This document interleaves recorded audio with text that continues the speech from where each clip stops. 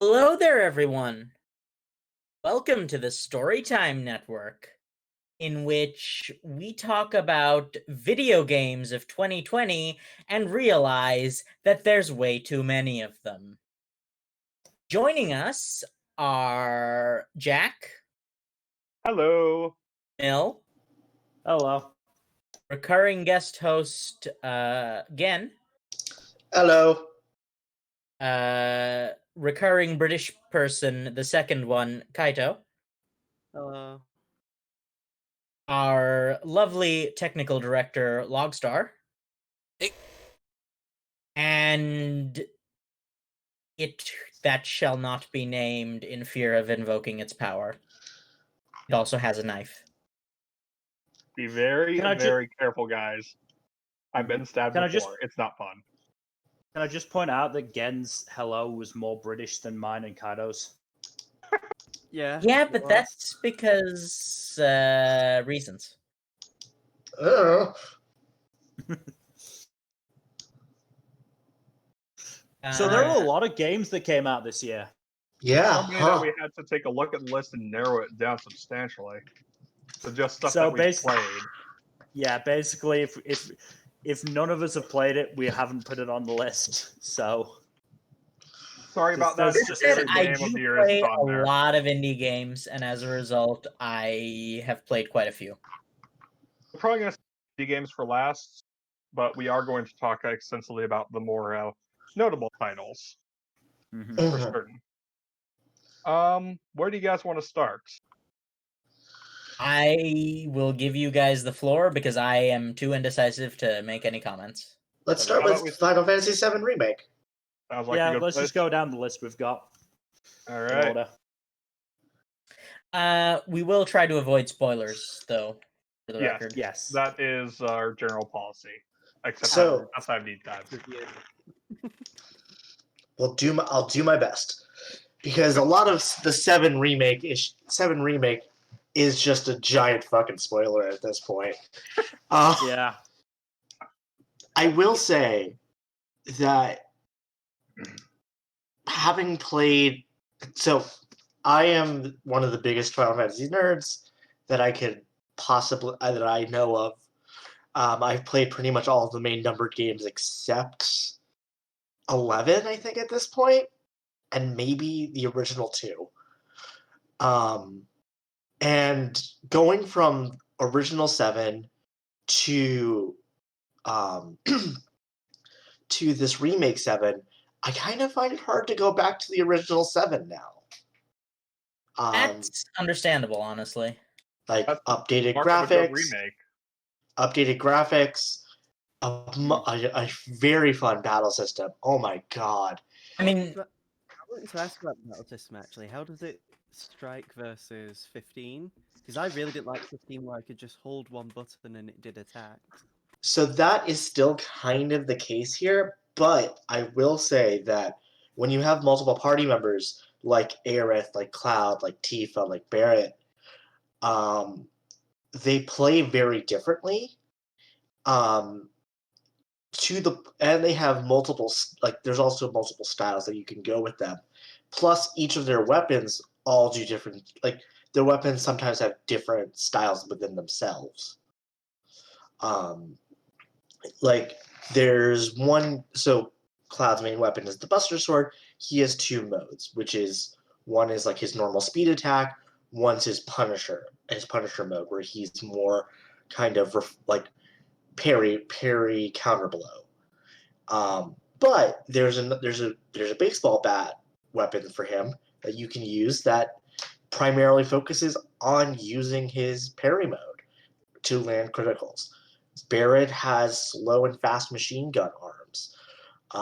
Tifa has her various forms of her various punchers, but those can go between fast hits and magic boosters for offense magic.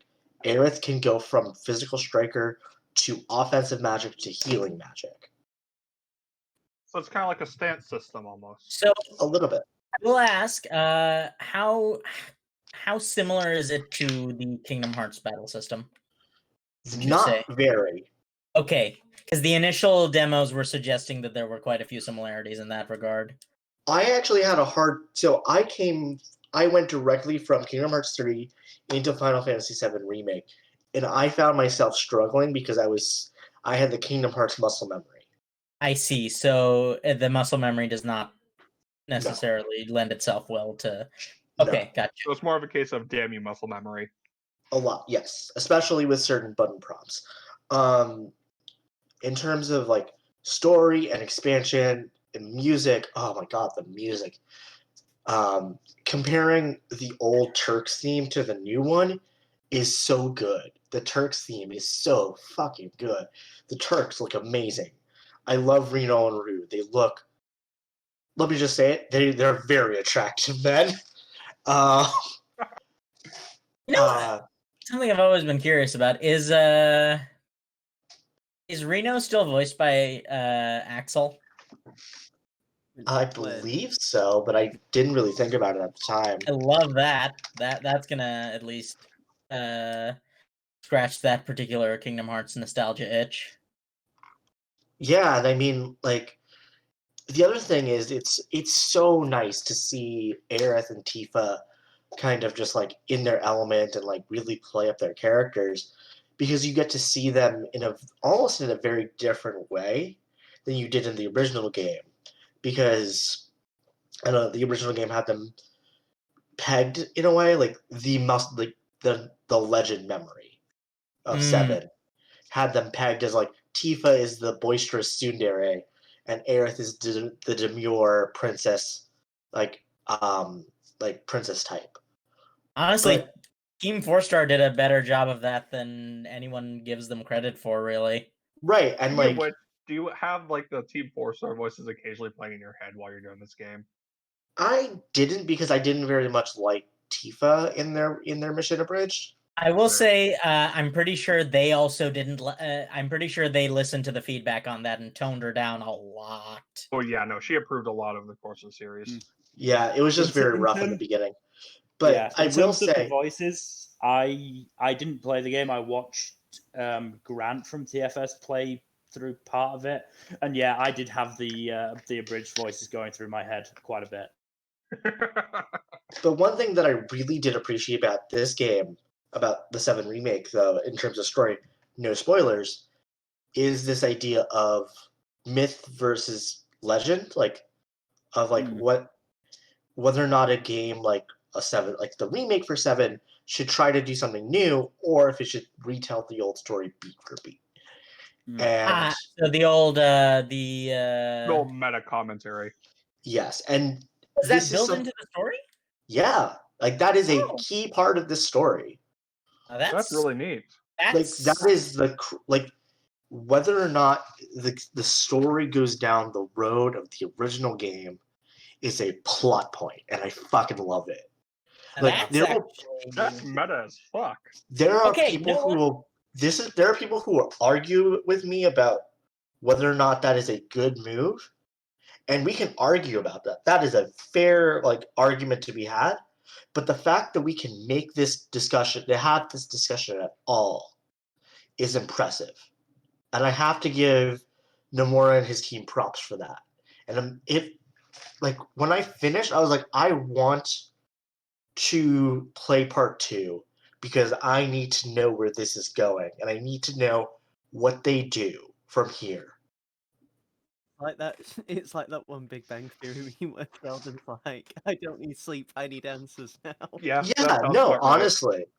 But I do think that in terms of remakes, this is probably the most successful remake I have played, bar none. That's good news. If only because it made me reinvested in the story of 7 in a way that none of the other side games like Crisis Core or Dirge of Cerberus or any of those were able to really make me do. So I think one of the most important questions is, how is it as a value proposition? I think it's worthwhile. You were getting a full game. Okay, so yeah, that was the main question that a lot of people were worried about. It's not an Act 3 in a story. It's more like the first part of a trilogy type thing. Yes. You were getting Disc 1 Midgar, from start to finish. Yeah, but, But like that's the thing is that like From what I've seen, they very much added like a lot of side missions as well. Yeah, they added characterization for Biggs, Wedge, and Jesse, and I fucking love. I will die for the Honestly, three of them. With how the a remakes bit too handled late for Nick- that, I'm afraid. Yeah, but I will die for them. how the remakes handled Midgar, it really makes me wish that they would have given that approach to Final Fantasy 15. Mm. Because Yeah. I didn't care about the city that Noctis and Co are from. I didn't give a crap because I didn't get to explore it Well, and have fun there. I mean, clearly that just means you didn't do your necessary homework of the 400 pieces of I supplementary was material. gonna required. say Final Fantasy 15 is very much a like your homework, multimedia kids. franchise, I and just Right, think but that- like I don't think the supplementary materials that We're getting good for me to- sidetracked here. we We're are, getting but I sidetracked. think 7. I think as a game that came out this year, it would be remiss of me to not highly recommend it. And it's honestly in my top 5 for games that came out this year. That's good. That is very good. All right. And so we I got played some one solid fucking games this year. Mm. All I right. And there think was- you're the only there were- one of us who actually played it, so this Probably. thank you for the extended interview. All right. Next on the list is another game I think Gen has played the most of. Persona Well- 5 Royal. I Wow. played think- this. I mean, Yen has probably finished it, whereas I haven't. But that's more because Mementos is just so boring. Yeah, it is. I mean, you finished it, Fuzzy, right? No, I have not. I actually Okay. haven't gotten to any of the original content. Oh, interesting. I will say that I have criticisms about Persona 5 Royal, and I have comments. Again, we'll stay spoiler free, but I think I know where a lot of your criticisms and comments stem from. Right. And How many I- of those? How many of those criticisms were from OG Persona 5 and just didn't get fixed? A good amount of them were, What but there was Yeah. roughly? What percentage? about 70.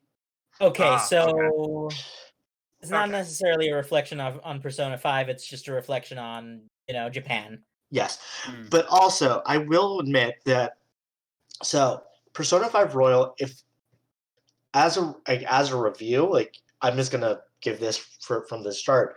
If you've never played Persona 5 and you're like, I want to play this game, get Royal. But Yeah. Royal. if you have Persona 5 and you're like, should I get Royal? Just play Persona 5. You're fine. Mm. So You're no. not.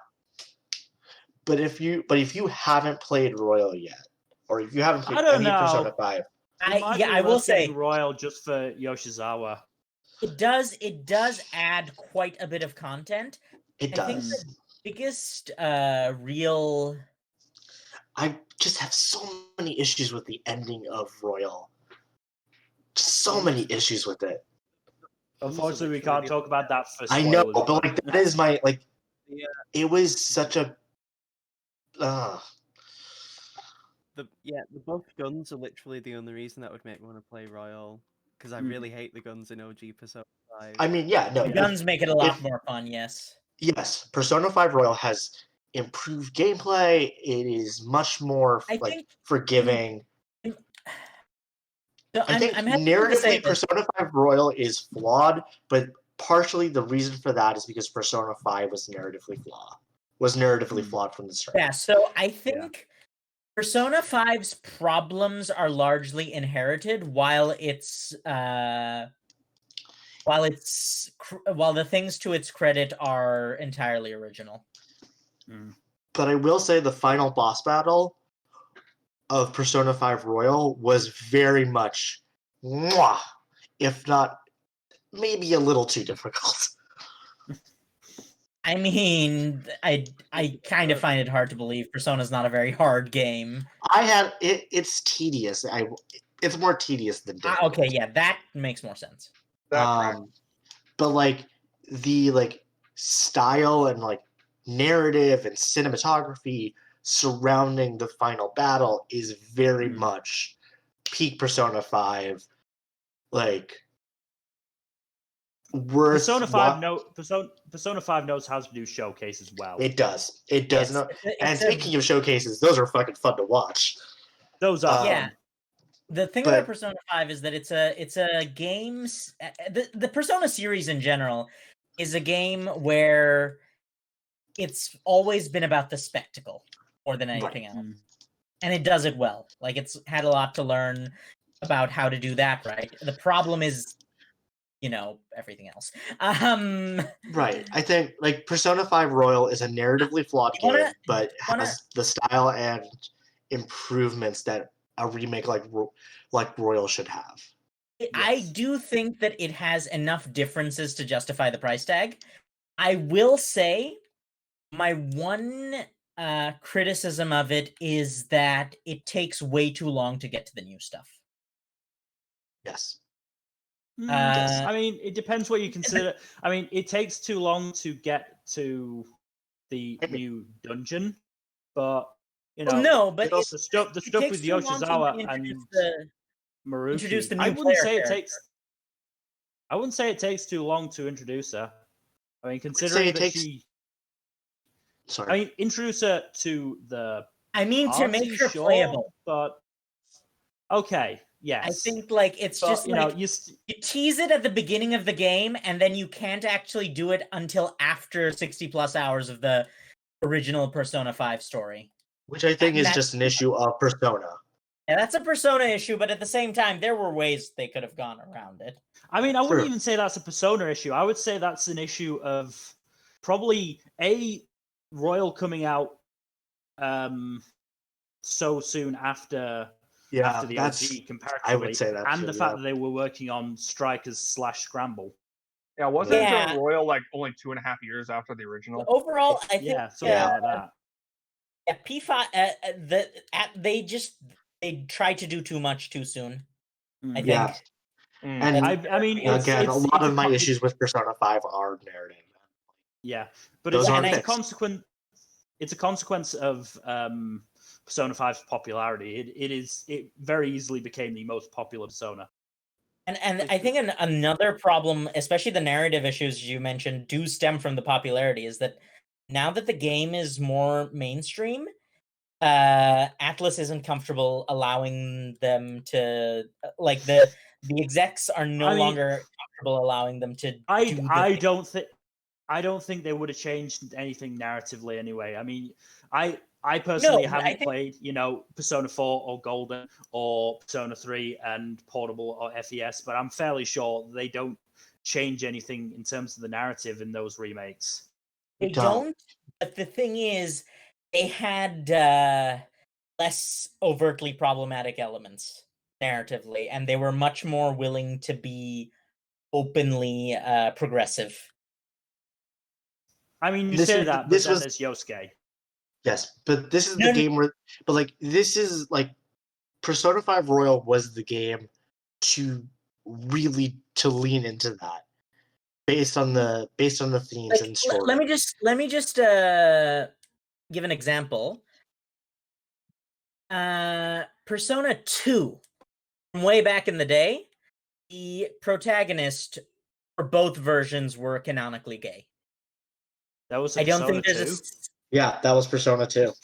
Yeah, and I don't. And the thing is, I don't think there's a single like gay main character who is not the butt of a joke in Persona 5. That's the sort of thing I'm talking about. I mean, look, I know it. I'm not like defending the narrative issues of Persona 5, but they barely had time to add in. Well, no, new I think that's more of a character. commentary on the original Like, Persona 5 as well, because like Yes. even Persona 4 has evidence of this, considering the fact that there was going to be a pretty major storyline involving a gay main character, and then they took it out because of bigotry. Yeah. I will say Persona 5 Royal has a really fun card game that I just could not fucking stop playing for some reason. And I never I'm do as that. bad at that card President. game. I was It's really just bad at that President, card though. game. Yeah. Yeah, I know. You But got like, sidetracked by the golden saucer, huh? I did. And like, I never do. I never get sidetracked by Golden Saucer. I hate Golden Saucer. I think that's because President is one of those games where it's one of the few multiplayer card games where you can reasonably expect the AI to make it fun. Whereas if you Um, play like blackjack or poker with an AI, you're more likely to get just a straight up rigged game. Yes, either rigged in your favor or rigged in the AI's favor. But it's never going to be like fair. But President has enough randomness inherent to it that kind of you can get around that more or less. Also, there's a bit Anyway, of strategy associated with it. Yes. In the name of time constraints, You should move I'm on. just gonna sum it up as the new characters added were good. I think they added a lot to Persona 5. Oh yeah, for sure. But at the same time, they added stuff like more Mementos stuff, and Mementos is the most boring part of the game. I don't care. They what did you make say. they did make traversing mementos a lot easier though, especially in the end game. Yeah, and they Yeah, but it doesn't help me when I'm having to spend hours and hours searching for those fucking stamps. This is true. to be fair, the stamps are like strictly optional, more or less. I know, but that Yeah, but at that weird point, it's part of on my you. brain. That weird part of my brain wants to go full completionist. Yeah, I feel that. Oh, so the opposite of the monkey brain problem. Mm-hmm. No, it's still part of the monkey brain problem. But I It's will just- say, so overall, Different Persona 5 part of it. Royal, it's worth it if you've never played Persona 5 before. Or Or if you're just a big fan of Persona I 5. will say it's worth it if you just really like Persona, Yes. Yeah. regardless of whether or not you've played 5. And you're new to the also, if you're new to JRPGs, give it a shot. Mm. Yeah. It's very forgiving. Mhm. More forgiving than, say, Dragon Quest was. Oh, I forgot a new aspect. Dragon Quest is hard. Getting to change the battle music with the costumes was amazing. Oh yeah, that was so nice. I just continually switched around 3, 4, and Dancing in Starlight as the music. Yeah, I gotta say, the Persona 5 soundtrack is just The So soundtrack freaking is good. fucking No good. one will ever accuse Atlas of scrimping on production value. Oh no, Yeah. for sure not. Like the graphics, cinematography, all of it's mwah. But like, goddamn it, narrative. They need a better writing staff. speaking of Well, good they narratives. had one. They just fired them because bigotry. Yes. Speaking Good of narrative, Hades. Yes. Yay. Oh, okay. I have only just started playing it recently. I've only done a few run-throughs before dying, so the other guys can probably take it better than I can. I've seen the credits roll. I recently How saw many the credits times, roll. No. There's only once. Oh, wait. You But have isn't to there a actually- story after that?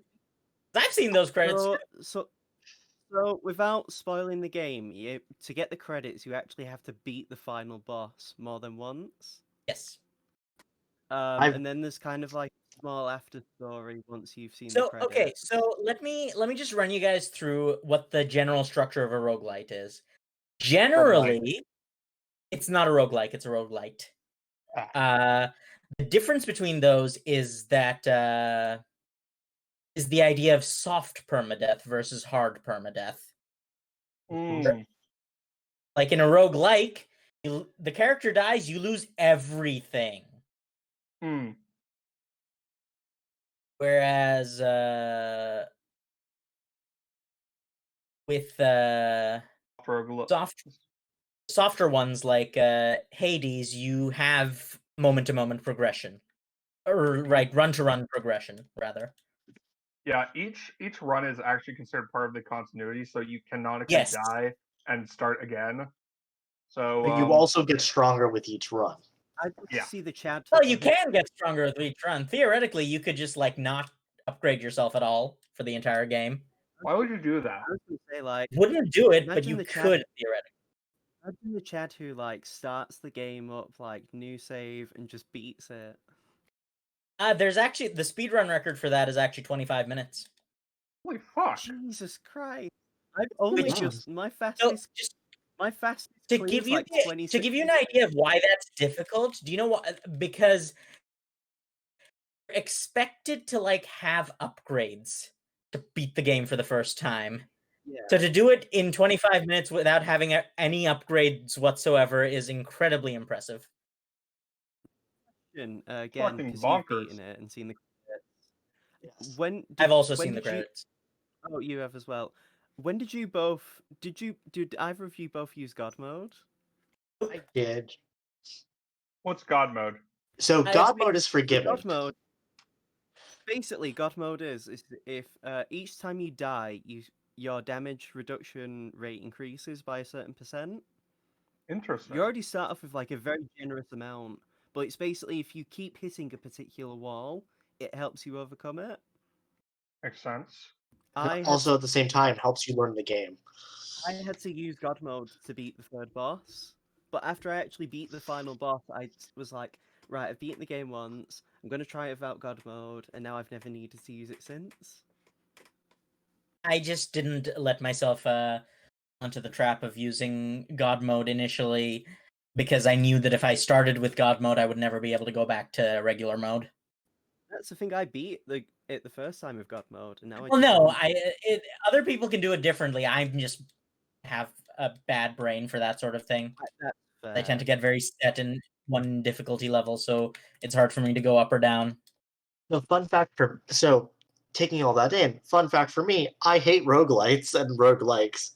And valid Hades opinion, is one of my top 5 games of the year. It's So definitely a roguelite that does not feel like a roguelite, and that's very intentional because Supergiant, Very fun.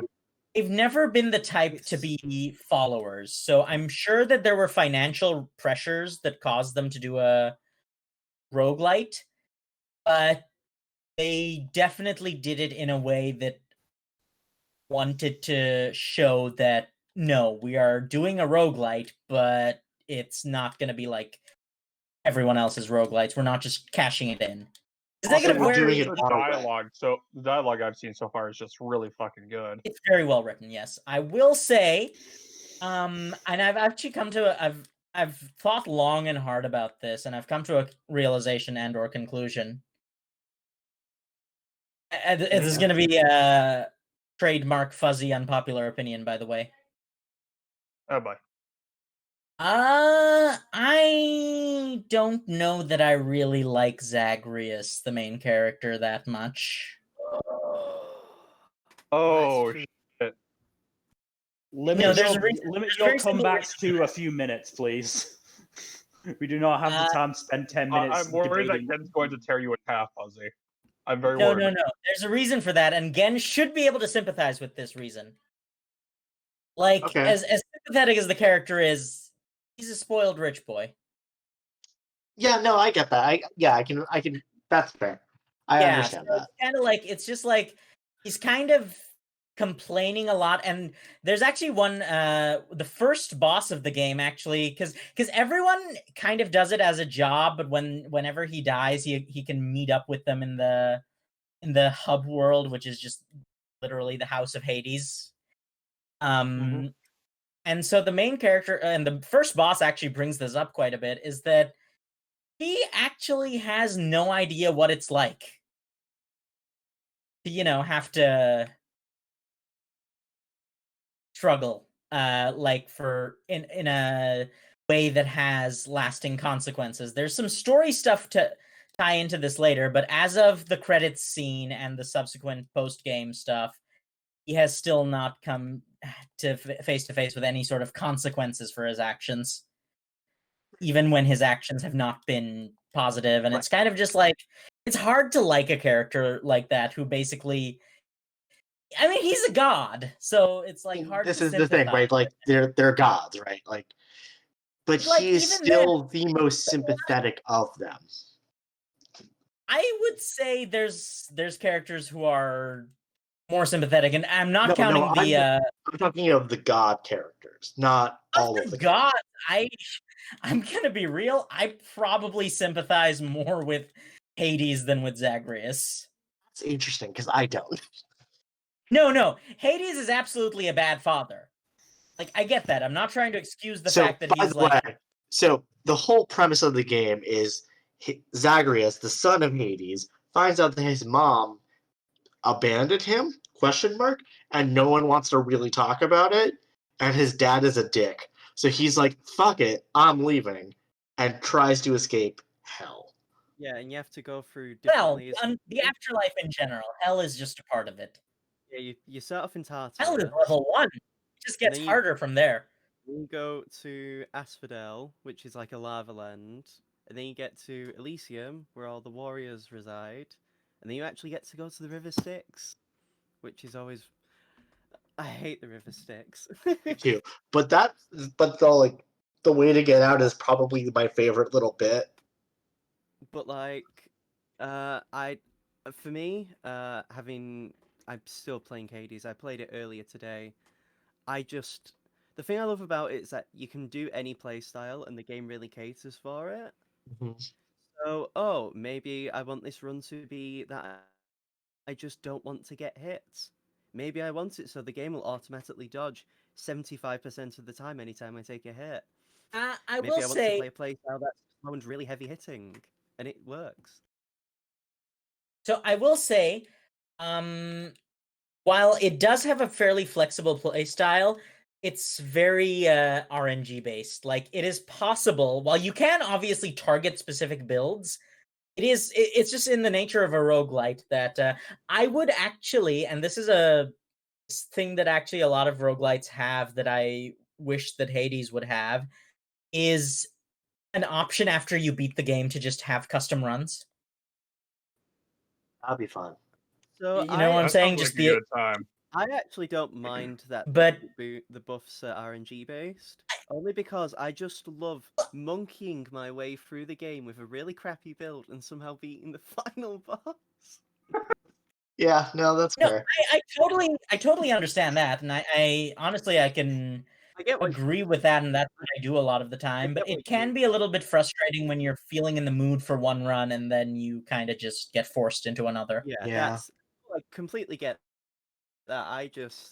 For me, I just love having to slog through a run, knowing I always think to myself, I'm gonna die. I know I'm going to die, and it's like, oh, I beat the final boss, huh? This shouldn't have worked, but it works. Also, the fact that you have like shield and sword and spear and And a bow, and gun. and then there's the gun. Gun. I fucking love that. Gun. It's a railgun. It's specifically a railgun. I hate. So I hate the thing that I love about Hades though is that even if you hate the base version of the weapon you get, you eventually unlock more forms. So if you hate the gun as it is, oh hey, the slow ass missile that the gun shoots. Well, if you go in the blast radius of it, it actually gives you a buff. So even if you miss it, which is very easy to do, it actually helps you anyway. So Hidden. Then there's also alternative playstyles for each of the weapons that changes how they play. yes, those are very I fucking love the alternative bow. It is my favorite of the alternative forms. it's kind of the only way the bow is any good, actually. Yeah, I mean, and the shield of chaos, Aegis, when it's in its shield of chaos form, is probably my favorite too. Yes, preach. I'm pretty sure you guys could gush about Hades all day. Ah, But Yes. no, But we no, can no, re- no. we- As the resident person, as the resident hate sink, let's just say, I have criticisms of Hades. Varian. are they spoilery? Because if they are, we kind of can't No, talk about no, them. they're not. You have opinions about the art. Yeah, I'm not a big fan of the art style. Really, I love the art style. Well, no, for the art style for the character portraits. I love those. I just think it's like it can look a bit. I don't know. It's There's one version of the Thanatos art that I hate. Oh, I know which one you mean. Yeah, that one's off. You I know just- the one. I'm not sure if I know the one. For the sake of time, for my feelings, I love Hades. I've fallen down the rabbit hole. I, on Tuesday, spent 6 hours playing it before I even realised that. And I was like, I can do a couple more runs, and spent another 3 hours. Yeah. So that's the thing about Hades is Yeah, it's I love it's it. the ultimate roguelike trap of one more run. Because that's the thing. The runs are not that long, right? You can do a full playthrough of the game in like an hour. Like a full run is an hour, more or less, and it's shorter if you die. So it's like really easy to do in really short, quick bursts, except it's so easy to say just one more. Yeah, And that can really screw you over in the long term. that is the Yeah. trap of roguelikes and roguelites. Yeah. We would be remiss though if we did not talk about the music of Hades. The music is fantastic. I can see what they were going for with Orpheus's singing voice. I just don't know that I agree. I love the fact that I love what? the fact that it's just Zagreus' voice actor doing Orpheus' singing. I know, it's great. But I will Doesn't Zagreus also voice Skelly? yes. I find that very entertaining. Hilarious. I will there's one track in particular, it's Good Riddance featuring Ashley Barrett, I think. Yeah, it's the Asphodel song. It's so good. every single Supergiant game has a character who just out randomly sings and out of nowhere, and you just like stop and listen to the song for a It's- few hours. It's the Eurydice solo featuring Ashley Barrett. I have just sat in a room for an hour just to listen to it and experience it. Just It being is- a general creeper. It's so good. The music is just heavenly. And we would be remiss to say that Hades is one of the rare games that does early access right. I have been playing this game. Early access. I have been playing this game since I think since before they added Dionysus, actually, and Hermes. Like before they added them, and even before they added like Elysium and Asphodel. And to be fair, like this game has come a long way. The polish has improved so much. To say that this game is a triumph of early access is an understatement. I will say it's a lot easier to do an early access game if you're like a studio as established and No, for well sure. respected and resourced as Supergiant. For sure. Absolutely. But I Okay, will admit we- that this is a game that deserves all the I praise. just can I just please just like I know we're gushing, but can I just talk about my criticisms real quick because I have not had a chance to really get in on that. So my criticisms are the writing is a bit it whitewashes a lot, obviously, in terms of it. Even though there's subtle debaggery with all of the gods, it does still. None of the gods are likable likable people, I would say. Artemis. Mm, She's the one, like she's one of the rare ones. she's And the her- least. What about Dionysus, the Chad, the bro? Also Hermes. Dionysus is the closest to a fully affable one. Even when you Hermes make is also him, pretty. Hermes is all no, like Hermes is- entirely on your side. Hermes is the only god who is not a dick. But That's just basically, True to usual. mythology too. yeah, no. I So thought in basically, mythology the only god that wasn't a dick was Hades. Hades and Hestia. Hades, Jason has Dionysus. Well, if you- Hades, it depends on your interpretation of the Persephone thing. Because there's And then pretty, you- Hestia is just because there's no myths about her. there's a lot of myths about With her. They the- just all got lost. She was one of the single most revered goddesses in her day. Mhm. It's just that they're and then you a lot less flashy. So, I was going to say, depending on your depiction of Dionysus, he's also one of the really nice ones. He did. Mhm. He does murder a lot of people, though. Yeah, but don't they kind of deserve it? Yeah, Not all of The them. only weren't some of them murdered- pirates? murdered the No, Yeah, he he did only He murder. rescues Ariadne. Yes, So So let's We're get back getting on we're track. getting lost in mythology. Let's focus. Yeah, we should move on. Okay, you know what? Let's just move on. There's no point really in pointing out any of the criticisms of Hades. It's just I don't think it's We a can do a productive deep discussion. dive, and we can do a deep dive at a later date. Okay, what's next Yeah. on the list? That'd be Among Among Us. Us. Among Us. I mean, Among Us, I I feel don't- like we can leave for the end because there's really not much to say. Either you know about it or you don't. It's I really think we fucking can rush fun, through though. this one. It's a really It's fun fun. game. It makes you suspicious of all of your friends. Oh, it Uh, indulges your paranoia so fucking much. I will say it is one of those games where you should not play it for extended periods of time if you want to remain friends with the people you're playing it with. mm, No. Sure. Limit your sessions Also, to if you like have 2 hours. anxiety, yeah, I get mean, it. it's fucking like heart stopping being the imposter. The last few games It's I did also in like it's not necessarily that. It's also very it's a game that if you have not the best self-esteem, it's not a great game. yeah, that's It's one of those games that can really make you question your self-worth as a human being. yeah. Yeah. Especially if you just got really shit luck as an imposter. Yes, or as a exactly. If crewmate. you just get really bad luck in general, or if people start dogpiling on you and you have like anxiety or like low self-worth, it's easy to like get the impression that it's something personal. I- Because discussions in Hades can get personal and heated. You mean Among Us? Look, I know what I said.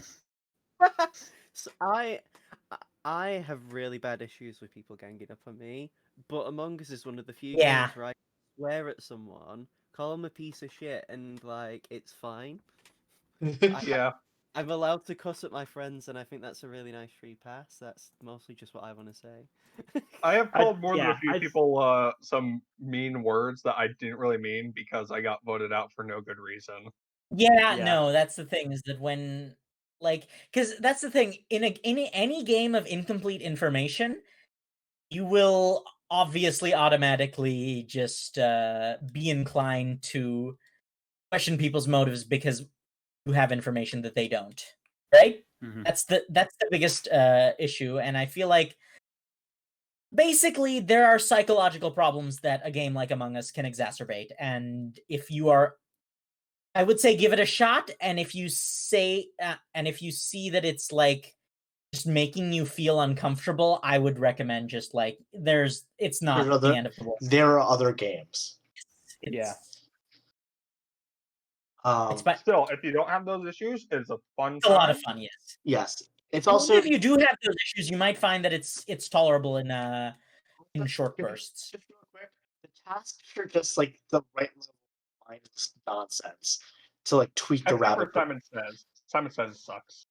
Yeah, but like a lot of the tasks are just like rat brain. There it is. is like Indulging my the monkey nice brain by little just connecting wires. Straight shot of Um, dopamine Let right me to the spend dome piece. Look at these meteorites.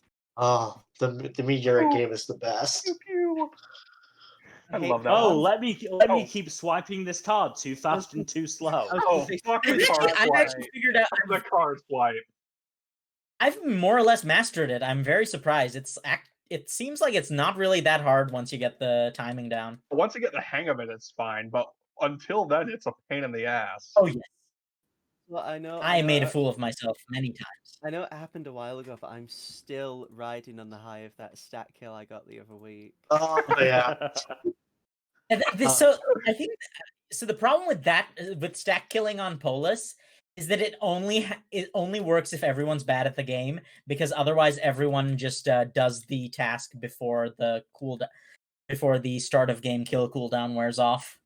Mhm. Why or I if you have fucked a up. if you have a small cooldown. Yep. Isn't the start of game cooldown? Well, it's the same as the normal Uh, cooldown, I believe. No, it's not. I'm pretty sure it's Uh, explicitly not. It is 7:15 where we are. Okay, So we should- so yeah, okay. So what's next on the list? Because I think Among Us is. Tsushima. Has anyone played Tsushima here? Other than Gen. Nope. I've Nope. seen Okay, a lot so of Gen, play for it. I do want to get it. Gen, Hello? would you like to give us an overview? Hello? Yeah, we can hear you. Wow. We can hear you. I Yeah, don't bud. think you can hear us. I don't think you could hear us. Oh, Yeah. there I Can you hear us now? Yes. Okay. Okay. Ghost of Tsushima. Would you like to give your impressions of Ghost of Tsushima?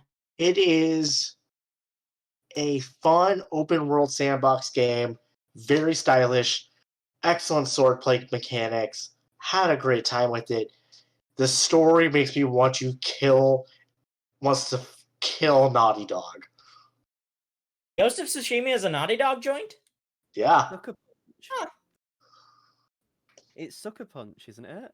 It's Naughty Dog and Sucker Punch are the same studio to me. Again, come on. They're the same studio in my head. I can never get them right. Yes, Sucker Punch. My bad. But the main character is a piece of garbage and I want to fucking punch his face in. For Pretty the sure if same, you tried, you'd be dead. yeah, no, I would. But like for the same reason that you don't like Zagreus, I don't like Jin Sakai. Because he's a privileged asshole? Yes. Okay, yeah, no, I I didn't even know the game. I just took a shot at that. yeah, no. Like the game narratively is about the class, like tries to take a pot shot at the classism of samurai Japan, of feudal Japan, and the failings of that system I and can why. see the problem. But you were playing as the beneficiary of that class system, so it is a little hard. And the game does revel in the samurai. So it's aesthetic. basically it's. Let me see if I've got this right. It's a game about racism starring entirely cishet white people. Is that an apt comparison? No, it seems more like a classism type thing. No, Classism but I versus- mean as an analogy. yes. It's very like it's I don't very think much. it helps. Sorry. I was gonna say I don't think it helps that was kind of just what samurai were like back then. Yeah. Samurai were just assholes. Like a lot of people I mean- don't realize that.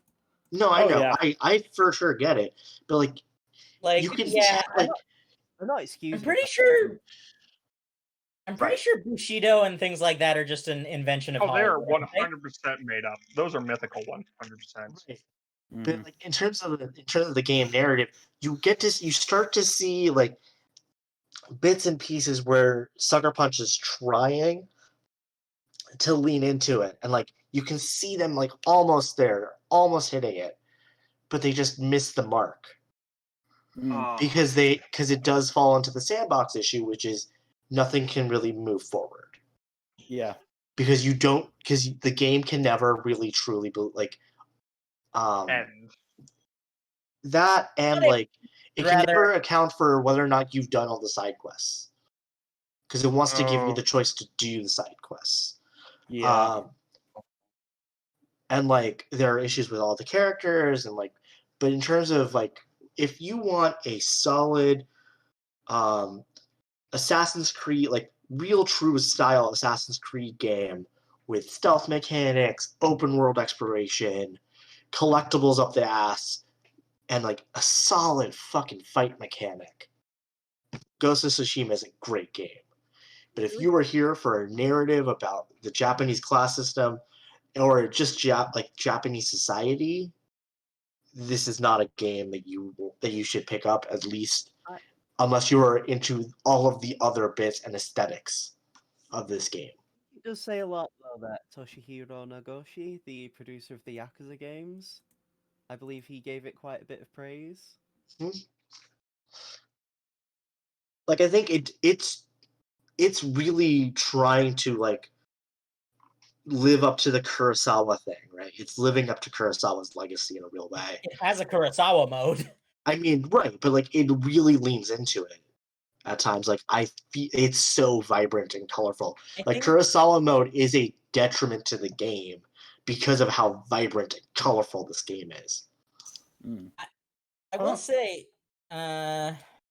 It does feel like a lot of the Kurosawa films in general were not they had the advantage of not really trying to go for like such an overt narrative, right? Right. Mm-hmm. But this, I do think, like, if like they had like if the story was just a little bit tighter, and this is just me with, I guess, like with a lot of these like open world sandbox games, for me, like, the narrative was just a little bit tighter, I would appreciate it more. But the narrative isn't as tight as I would like it, and so it falls short of that mark.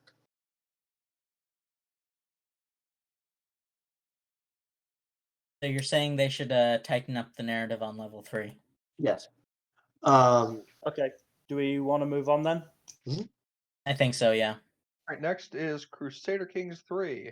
It's another Which, game again, that I I think think- I'm the only one Yeah, who plays. I think you're the only one who played this one. I Here's feel the like, master gamer in the chat. look, to be fair, I've probably played the most games that have come out this year. They're all indie games. Hmm. Yeah.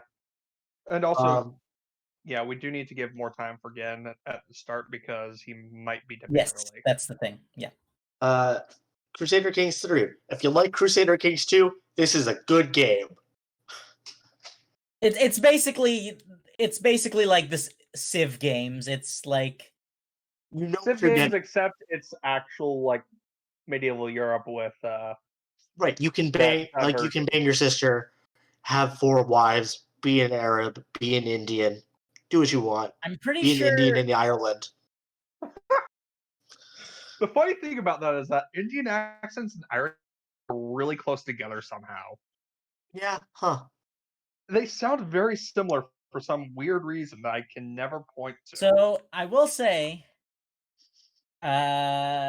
Crusader Kings is very much a make your own game sort of game most of the Yes. time, Yes, for sure. and it's not for everyone. I know Mm. there's people who don't necessarily. Also, the game's mechanics can be, what's the word I want here? Not archaic, Hostile. Funky? yeah, obtuse. obtuse is a word. There's a better word though. Pain in the ass? Yeah, it's very hard. It's obtuse, right? There are a lot of systems. There's It a doesn't lot of like explain things well. No, the tutorial is ass. Mechanics are unclear. You never really know what's like. It's hard to kind of keep track of everything. Mhm. There's lots of big pieces. The game can be a little buggy, but if you're coming into Crusader Kings 3 and you've played Crusader Kings 2, I feel like the thing about that is that it just expects that you know what you're doing already. yeah, Yeah. and like you just gotta That's throw the yourself. sequel problem. Paradox games require you to kind of just throw yourself into it in a way, and this is not a game that breaks from that mold.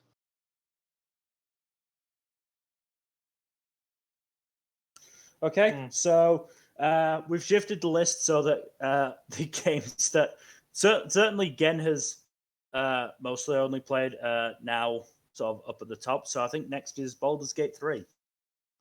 Baldur's Gate. I love game. So this is a game that just came out. It's in early access, and so this could come out God knows when. But in terms of isometrics, Larian Studios is probably the right studio to make this game. It looks fantastic. The character creator is very fun. I'm really digging it. The choices are fun to use. And How does it compare?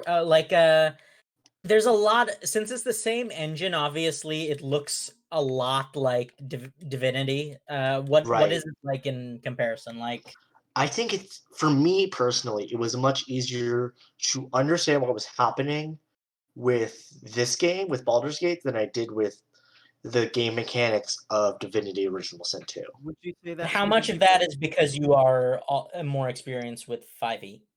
That's because I'm experienced with 5e, and they're pulling from that system. Okay. From me fuzzy. I did want to ask something myself actually, because I've heard a lot of complaints about how enemies are just really hardcore. Even Oh, they're though- so hard. Jesus Christ. and from it sounds. I really want to get it, but I feel like I'd rather wait till it's fully out to see if at least there's a difficulty setting. I would wait. Yes, that is probably the right move. I got it because I am interested in Baldur's Gate. I love the first two games. I like isometrics like Pillars of Eternity, like Divinity Original Sin, so I got this game early. But with the promise of classes like the monk, the other subclasses for the classes already included, the fact that we really only get Act 1 and you can only go up to level 4, really kind of limit what you can really see in the game so far. Yeah, that's a big issue with early access in general, and I think that's one of probably the biggest reason to stay away from this game is just that. But based on where they're starting from, and if they can provide a level like an actual level of polish to this and finish it, That's the question, isn't it? Like this game is one that I can definitely see being worth your time, but as it is right now, it's a wait and see. Fun anecdote, So you're saying it's basically it feels incomplete as it is? right? But that's part of the design at the moment because it Yeah. is only Act 1. Yeah. Makes sense. I will say the companions are interesting. It is interesting to have a Githyanki as a companion. Yeah, especially considering the other PHP races like Dragonborn. Right, like you have like 2 elves and a human and and then there's the fucking Githyanki Yeah, just I've never been a- randomly walking around. It's great. Yeah, I will say it's kind of just I've never liked the focus on humans and elves, so that's Right, but this honestly kind of a sticking point, I think. and like you can be any kind of tiefling. You can be an elf, you can be a halfling, you can be drow, you can be half elf, you can be a Gith. I do love though the character customizer because I've seen it. I like how it does actually give comprehensive descriptions for every little bit. Yes. So you can see like, oh, when I'm picking my stats, what each skill falls under, so I know what stats to pick. Right. You can also you can also have a dog to pet. You can have an owlbear to pet. One of these Isn't there a friendly intellect devourer? Yes, in the beginning, yes.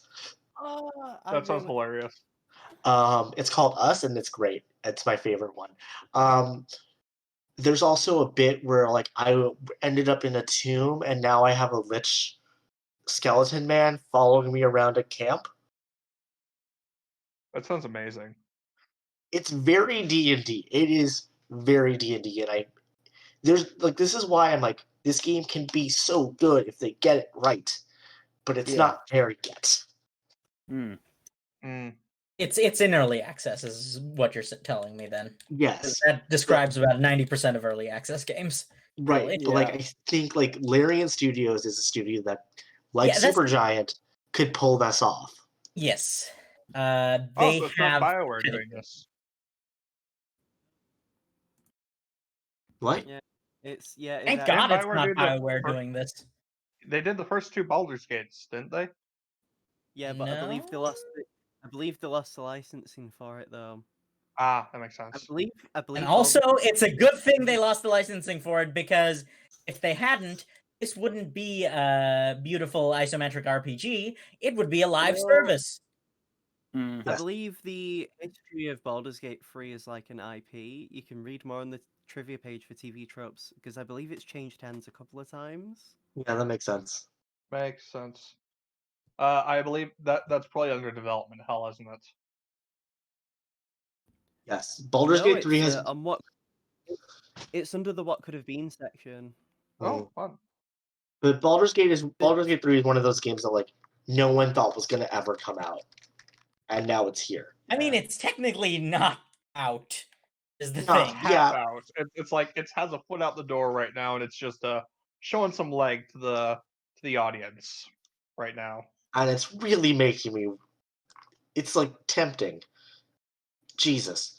Speaking Guys, of- it's not time for the horny episode yet. No, um, it I was was a gonna good make a joke about metaphor. I was going to make a joke, speaking of legs, about the next game in the list, but I don't know if people want to keep talking about Baldur's Gate. I can talk a lot more about it, but we should Yeah, move on. maybe we should wait until it's in a bit more of a complete state then. Yeah. Yeah. Speaking of legs, MMA football or soccer. Captain Tsubasa, Rise of the We New have to talk about Champions. Yeah, so I Uh, don't know if this really counts as a AAA game, does it? We never made the qualification that it has to be AAA. to Yeah, but what everything we're else talking about. on this list has been incredibly popular I mean, thus technically- far, and mean, except We that could have one. niche stuff, Fuzzy. We could have niche stuff. We can have it, it's just we haven't had it so far, so it's kind of breaking the pattern. That's I'd fine. argue that Captain Tsubasa counts because it has 4 A's in Captain and Tsubasa. God That's me. damn I it. love you so much, guys.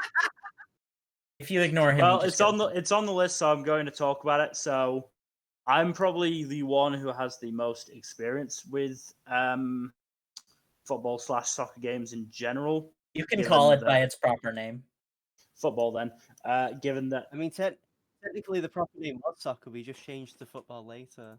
But anyway. I'm calling it football, because let's be real, it's a more accurate game for the British game than for the American hand egg. Yeah, it is hand egg basically.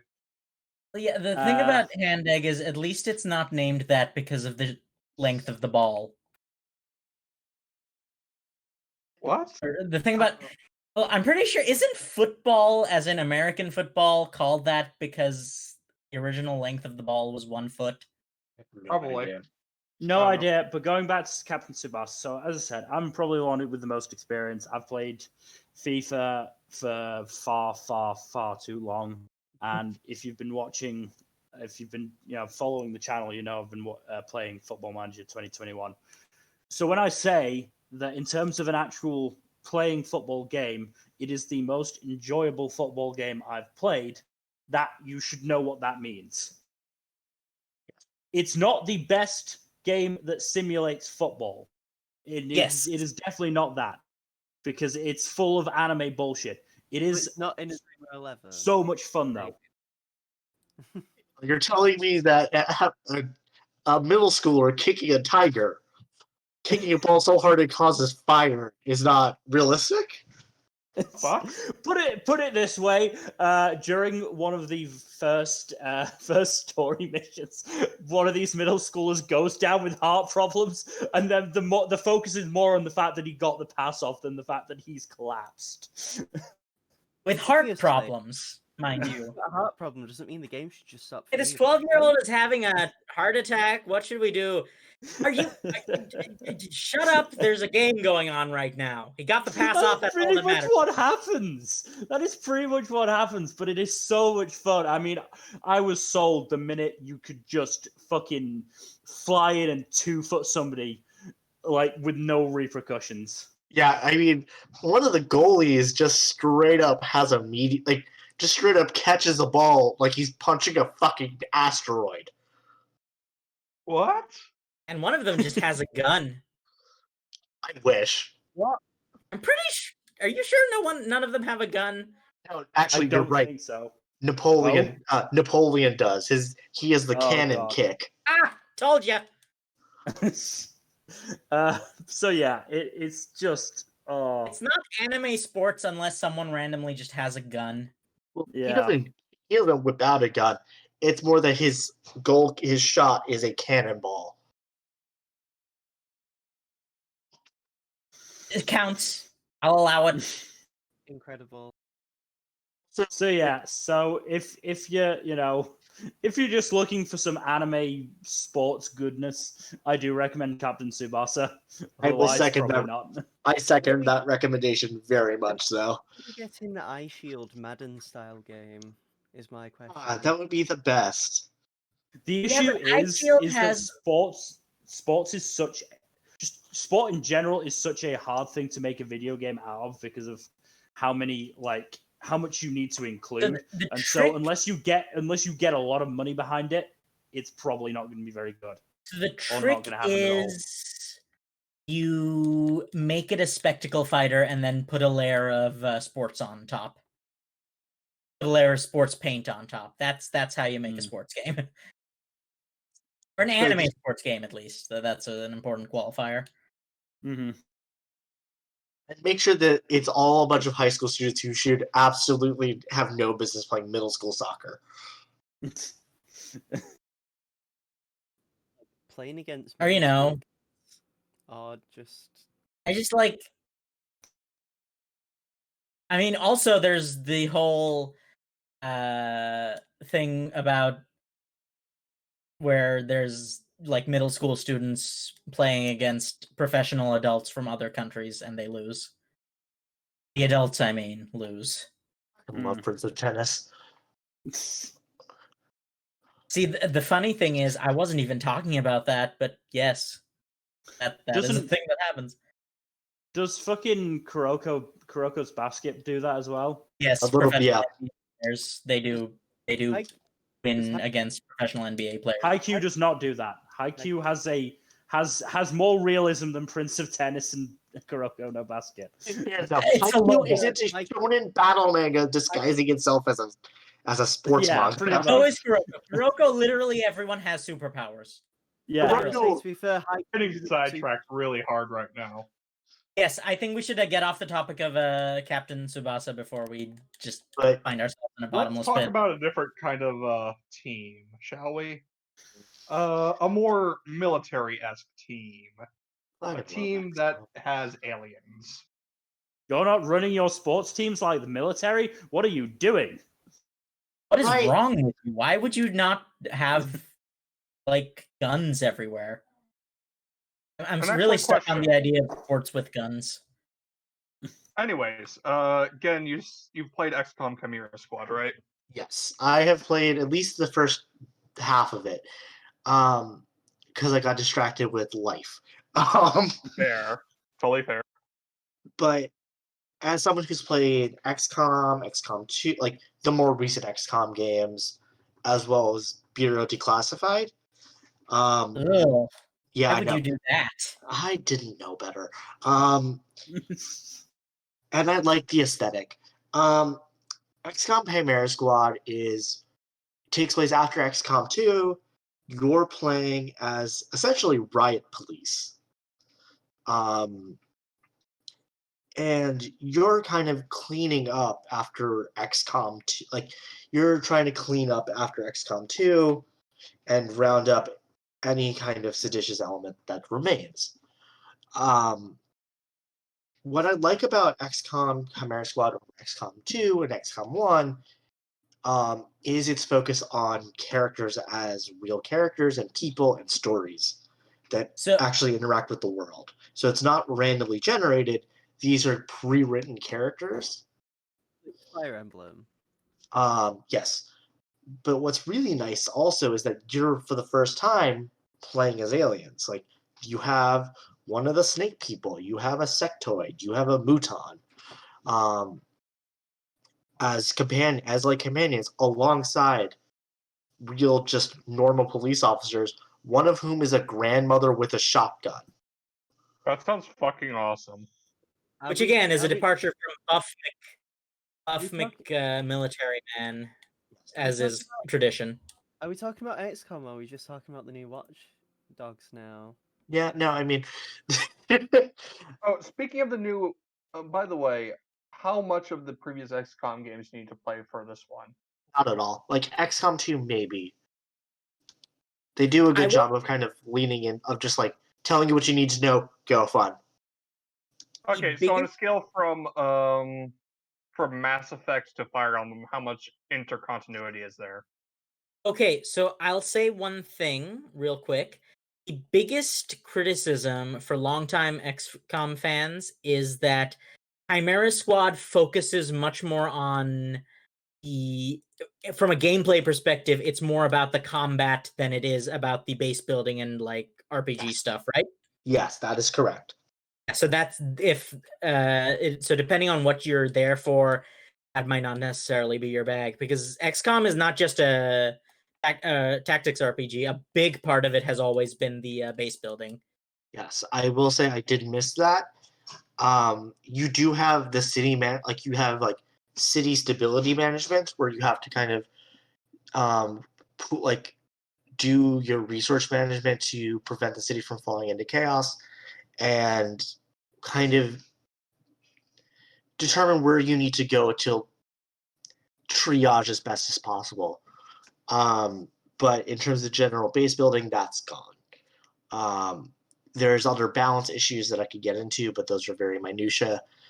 Overall, like as a XCOM 2.5, this isn't a bad game. Worth your time, worth like sinking your teeth into, especially if you like. I would say it's wait for a discount. Yes, personally. that's fair. And also, just as a note, again, you're playing as police officers. You're playing as riot police, and in the current like climate of the zeitgeist and the world, that may not be the most okay with some people, and that is a very fair thing to go with. Totally understandable. I'm honestly but overall, it's okay with you as no, I know, but like at the same time, like I'm an XCOM nerd. Like I will play an XCOM game. I did not enjoy that aspect of it, for sure. And I that's part of why I had to stop playing it, if I'm honest. Need some time for the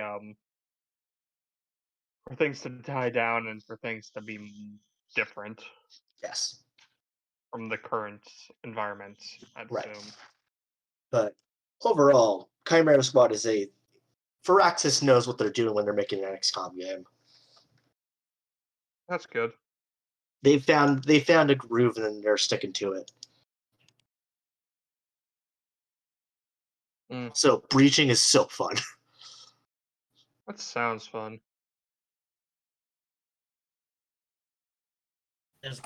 Should we move on then?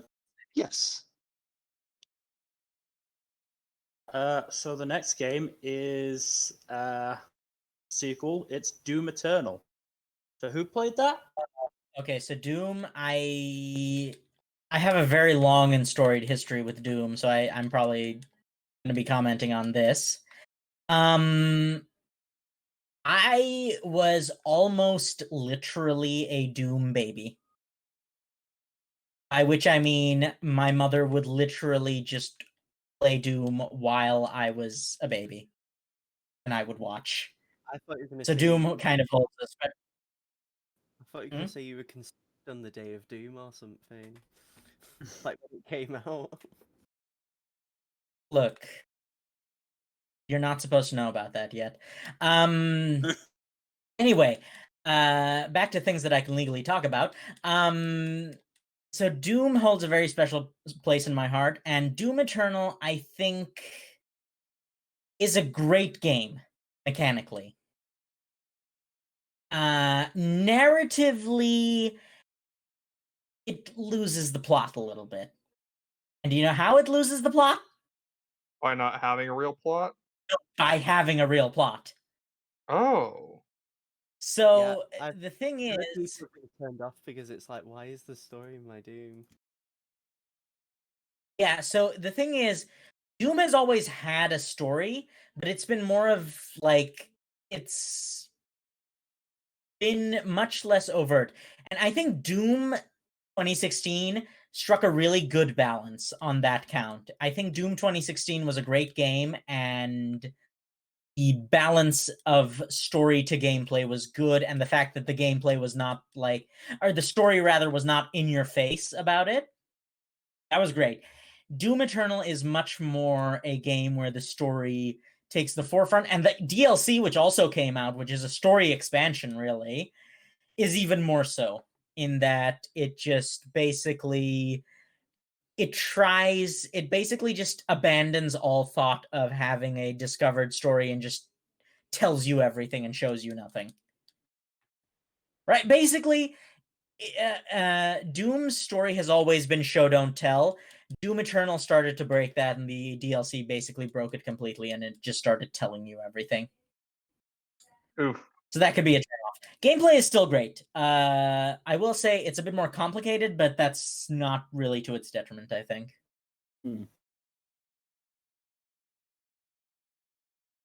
Anyone else have any comments on Doom? I have only played a little bit of Doom 2016, so I can't really say for certain on anything. I mean, in terms of gameplay, it didn't seem that different from 2016 from what I saw of it. So, yeah. someone in The only the thing I really production saw that was different was the sword. well, no, someone in the production team really, really likes water levels. There's a lot more of the Like- platform stuff. Right? They kind of went all in on the platforming with Doom Eternal. Did they also make it really more acrobatic? There's because you have a grappling hook now, like right from the start, so it kind of just makes you basically zip around, but that makes it more fun. I think the increased you also have a dash and stuff, and I think the increased mobility does make the moment-to-moment gameplay more fun. But the problem is that they also use the mobility for platforming, which it really kind of just exists to artificially lengthen the game. Oh god, I hate platforming Mm. outside of platformers. And also So- the person, there was someone on the production team with a fetish for water levels. I don't know why. But there's a So lot would of you- swimming and water segments with no combat. Would you recommend it? I would recommend it, but you just need to be aware of there's certain caveats going in. Right. All right. Speaking of recommended games that we've heard recommendations about, but none of us have played, is Spider-Man Miles Morales. I've seen it played. I will I say want that to much. play it so badly, but I don't have time or the money to do it. Yeah, it requires having money, and I don't have any of that. After hearing I about mean, I'm what- hoping to what get it I for would- Christmas, but Yeah, I mean, what I would say is I personally don't think it merits full price. Like, it I was I kind of like enjoyed $10, Spider-Man. but I think it should have been $20 cheaper than the standard game. Quite honestly. Yeah, Yeah, it does like I feel enjoyed Spider-Man, but it does not feel like there is enough content in Miles Morales to justify paying for a whole nother game. What I would say is that Wait, Mill, otherwise what's it gonna go? looked really fucking good. Just wait, Mill. We're probably gonna have to spend like 20 quid just to play the DLC, and it's probably not. And it's probably gonna be someone even more niche than Hammerhead as like the main antagonist. Let's play the Spider-Man DLC. But I said this. I'm not sure if I actually said this on stream or not. But what is really apparent in Miles Morales is how much of a sort of hero of the people Miles is, even compared to Peter Parker Spider-Man, who out of all of the Marvel heroes is probably one of the more personable heroes out there. when he's not killing people with radioactive reproductive fluids. Oh, that's Look, that's you the You other thing. really need to bring that up. Did you really? We don't Yes. talk That's the about other thing because you we can- don't talk about that here. Yeah. Not But talking here's about the that thing: comic. here's the thing: you can absolutely kill somebody in Miles Morales. The game won't acknowledge it, but there is a move you can do as Miles, which fucking launches somebody, and there is absolutely no way that like if you do it in the right spot, they are nowhere near anywhere like a web can latch on and pull them across. So they are just fucking dead Oh, if they so you go can off just a building. eat them off a building, basically. Well, no, Absolutely. you can do that in the original Spider-Man game as well, and basically what just happens is a magic web just comes out of nowhere and like flies them to the nearest building and latches them on. Here's the thing, as I said, if you do it in the right spot, there isn't anywhere for that to happen. So all they can do is fall. That's amazing. As I said, game doesn't acknowledge it, but I've seen it happen, and it's fucking hilarious. I really want to play this game. I just really want to play it. I do intend to get it just once the price goes down. Yeah, It's- no, So that's just- Said. It's Also, very as a much nice benefit. Also, as a nice benefit, the main character is a PNC. Yeah. yes, that's good. And there is that no sign language, and there is a mission with a deaf girl who you can only communicate with in sign language. Oh, I heard that they also used advanced motion capture to actually capture the sign language. Yeah. I don't think you need advanced motion capture for that. I'm pretty sure that's just a thing you can do. No, they had to renovate the technology to allow for it. I feel like it would Allow be for the easier detail. to capture it. I don't know. Eh. But yeah. Anyway, so Miles And Morales. What I would say about the narrative is that it's not great. There we go. I mean, it's not bad, but the villain is there's two villains. One of them is sort of cartoonishly evil. One of them is just sort of. I don't want to guess say too much because I don't want to spoil. the question is but- how much how is it executed? Because I'm pretty sure, because like the thing that's interesting to me is that Spider-Man the original managed to make Mr. Negative of all people a somewhat effective villain, Mm. which I don't think anyone's ever heard of Mr. Negative. I certainly Before hadn't that before game. this, but I'm not that up Again, on superheroes. I've heard of so- him. Do you know who but he's the I primary ignored- villain of? Who? Cloak and Dagger. Huh. That's Yeah. right, huh? Shit. I had Yeah. barely heard of him before this, and the only reason I knew of him was Like, because just he like- was used in the brand new Day Spider-Man run, which is Oh Yeah. God, no. apparently Yeah, he was so one if of the they only can make good him things to come effective- out of that. Also, I'm guessing that the other villain was a Doc Ock-esque sort of half twist. Yes. Yeah, I mean, So I'm saying it makes if you- sense. That I mean, basically, if you know the lore, you'll know who the I'm villain not. is I'm gonna not be, sure. right? Again, I'm not sure about that because I don't read comics, so I don't know about the lore. But so as I said, there is one villain that I think is done pretty well, but they're not sort of.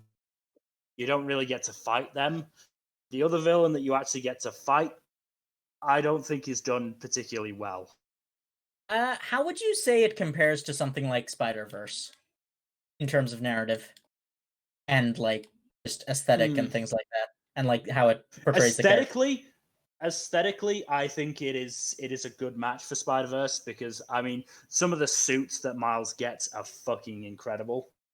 D- Um, Isn't the Spider-Verse suit for Miles actually make him have the same frame rate as the movie? yes, it does. Yeah, but and, it kind of there is a suit power where you can get basically comic book onomatopoeias appear That's awesome. because you're beating fuckers up. It's also perfect with the amount of glitches where you can fall through the floor. You can really replicate some of the scenes from Spider-Verse. That's the other thing that's sort of stopping me from getting it is it does feel like it's very much optimized for PS5. Fuck. Oh, okay, yeah, that makes. I watched somebody play it on PS4, and while there weren't like massive issues, there were moments where there were a couple of glitches in terms of sound. There were some frame rate issues at times. Sure. That's so- unfortunate. Oh well. Yeah. It certainly didn't, it didn't look bad at all on PS4. There were just some slight issues, I would say. Makes sense. It makes sense. The game Yeah, is very clearly optimized for next gen, and since it's basically meant to be a system seller for the Yeah. PS5. Oh yeah. Speaking But of yeah, as I said- glitchy, buggy messes, There's It's something definitely weird. not that. It's definitely not that. Like, Oh, no. it's nowhere near as bad as that. It's only like, it's little things. It really is. Oh no, I was saying that as a segue into talking about Marvel's Avengers. Okay, fair Oh enough. yes, okay. So Marvel's Avengers is Go ahead, roast away. I don't a think any of us have actually played it. well, no, but it's an EA Live service, so really we don't need to have played it. We can just roast No. it. It's an acceptable target. It is. It's not even EA. While you're doing this, I'm just gonna watch the Dragon Age trailer, so don't mind me. Oh fuck, that's up. Did they come out? Did that happen? Yes. Fuck. Yeah. Fuck. Yeah. So It's I'm Dragon Age. just like abandon all hope, you who enter here, is what I'm gonna say for Dragon Age. I have zero hope for DA4. Really, it's really appropriate that we went from Miles Morales Spider-Man, which is a PlayStation exclusive, to Marvel's Avengers, which has Spider-Man as a PlayStation exclusive. Yeah, that's a decision, all right. I mean, as someone who has a Also, you PlayStation, I can- don't mind, but I thought we were past the whole console exclusive content thing. I can understand console exclusive games, but like, Also, like, aren't there skins based on your internet provider? I least think American that is the provider. case. Yes. I don't think there's any Virgin Media or Sky Broadband skins for the UK. Yeah. So, Avengers is basically it's not EA, but you'd think it was, with just how much of a Garbage. yeah, it is basically Anthem. That's the long and the short of it. Is it's basically the second Anthem, and the fact that there were two of them and there might be more is very frightening for the future of video games. Okay, so what I miss? Nothing. Not much. Bashing Avengers, because it's like okay. This is the gravest insult I can give it. It's bad enough that you'd think it was published by EA, Wow. even though it's not. It's just a shame because, like, It's I got a don't lot of mind, but potential. they got it had potential, but like, I don't mind, but they got most of the voice actors they use for a lot of the video games and like cartoons, Travis. and they've just gone to waste. Like, they got Kamala Khan, and she's in the worst possible media she could be in for such a big budget game. Still Yeah. mad about. So I'm still bitter. would you rather me talk about the Dragon Age trailer? Yeah, sure. Probably for the best, yes. Yes. It How's was Varric narrating? Yeah, it's Varric narrating, which but the wording And of the tweet makes it seem like he's going to be back for the game, which is understandable. He's probably one of, if not the most popular companion character.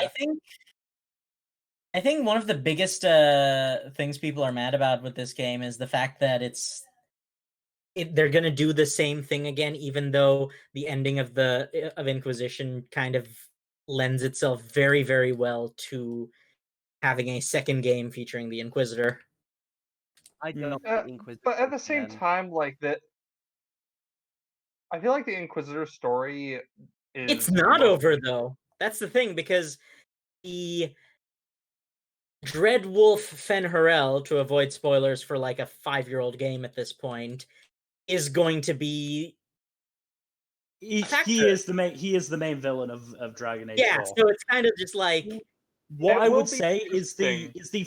the framing of the trailer seemed to be you're more the person on the ground. Mm. I think that's what it was trying to get at. I'm not entirely certain. Question. but considering what Dragon Age has a tendency to make you do to returning characters, it's kind of you know. Please don't remind me of the choice I nearly had to make between Alistair and Hawk. Ha! I didn't have to make that yeah, choice. That's fun. Wait, why didn't you? Wait, there's I a way to killed avoid Hawk. that choice. Oh, if you just don't have the. Okay, yeah. Yeah, no. If you Alistair- make Alistair King in Origins, you don't have to make that choice. You can make it with a random Grey Warden that nobody I actually cares about. Or with Logan, Yeah, I who picked is also equally I- throwaway. I picked Hawk Why the fuck did you Boo! do that? because I can he doesn't actually absolutely see actually an do it. Inquisitor death incoming. There's so many death But flags. any, but yeah, it seems. I mean, I'll have to watch it after this. But what were the characters like? Like We did not ones get. that seem to be new.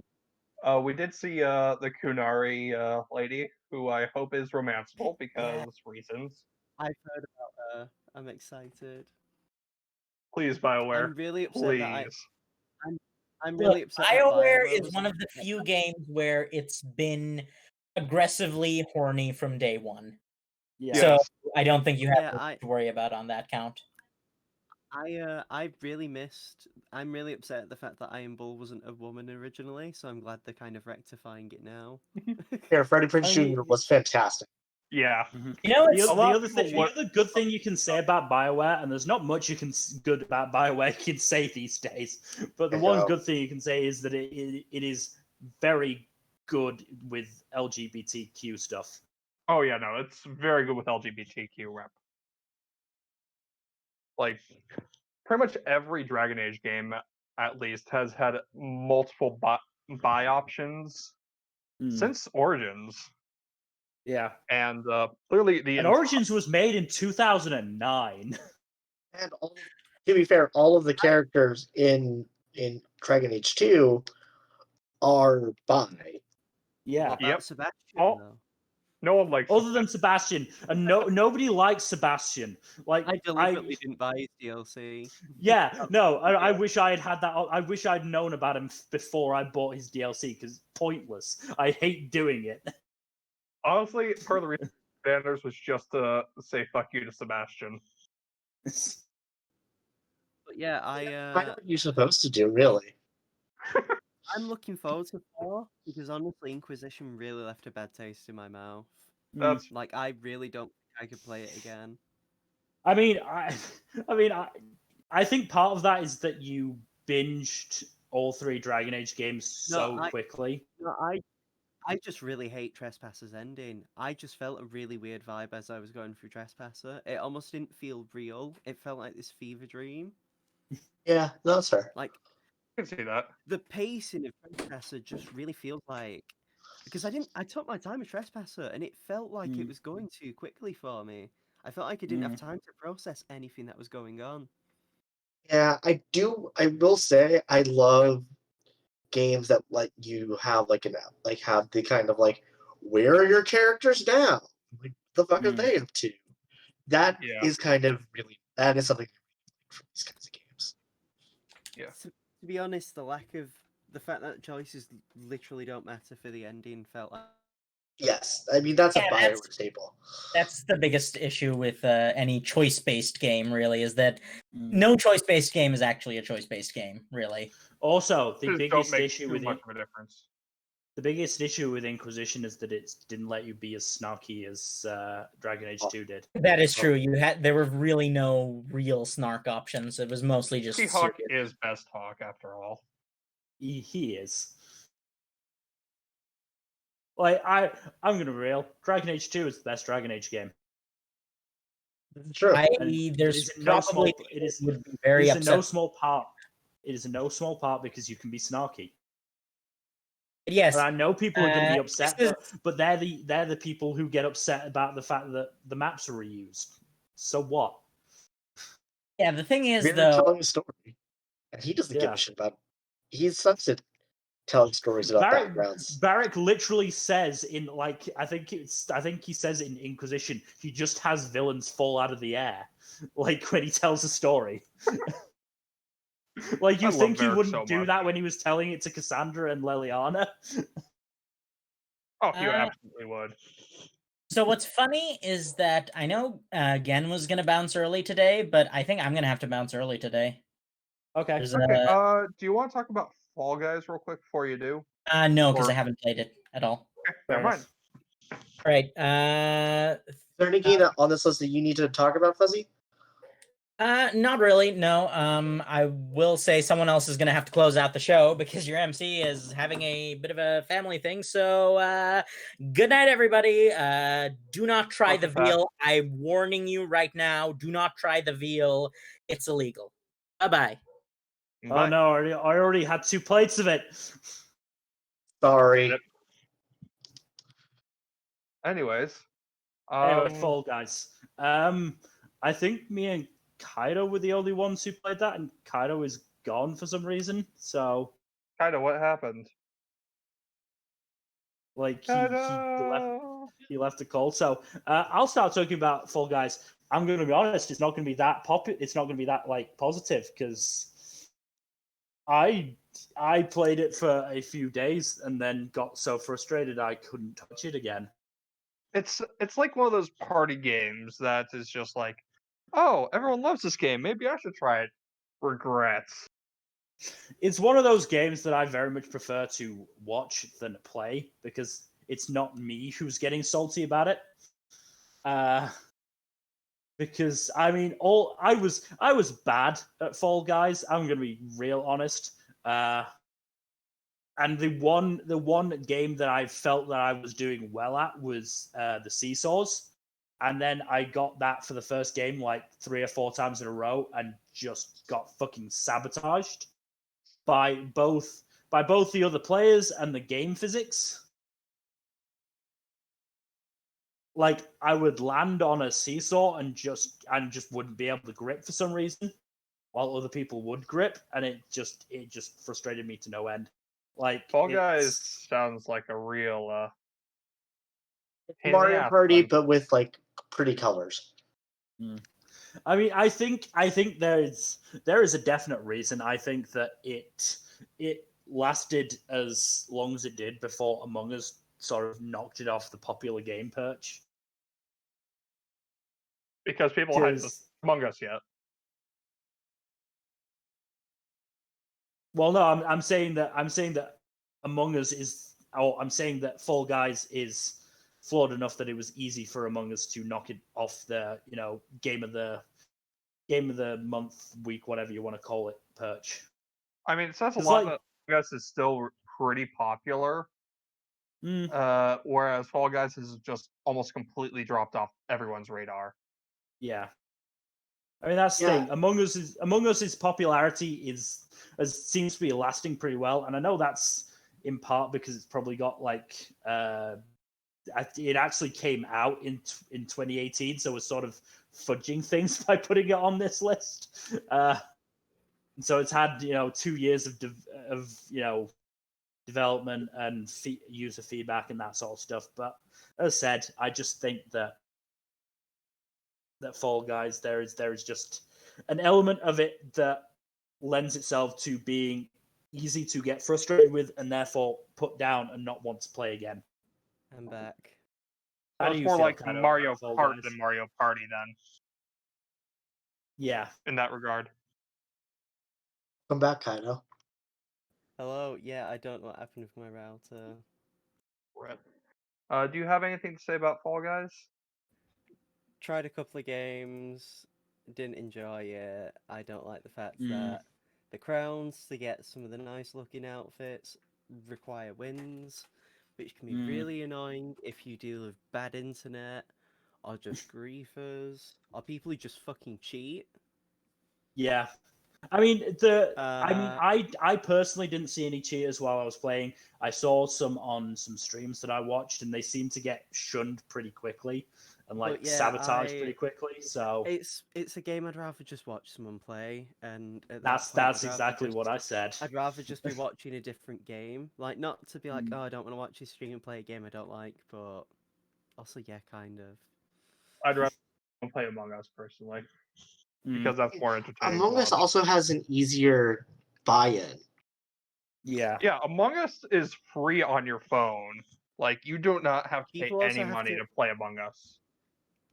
People can't hear me swear at them when I'm playing Fall Guys. That's the thing I don't like.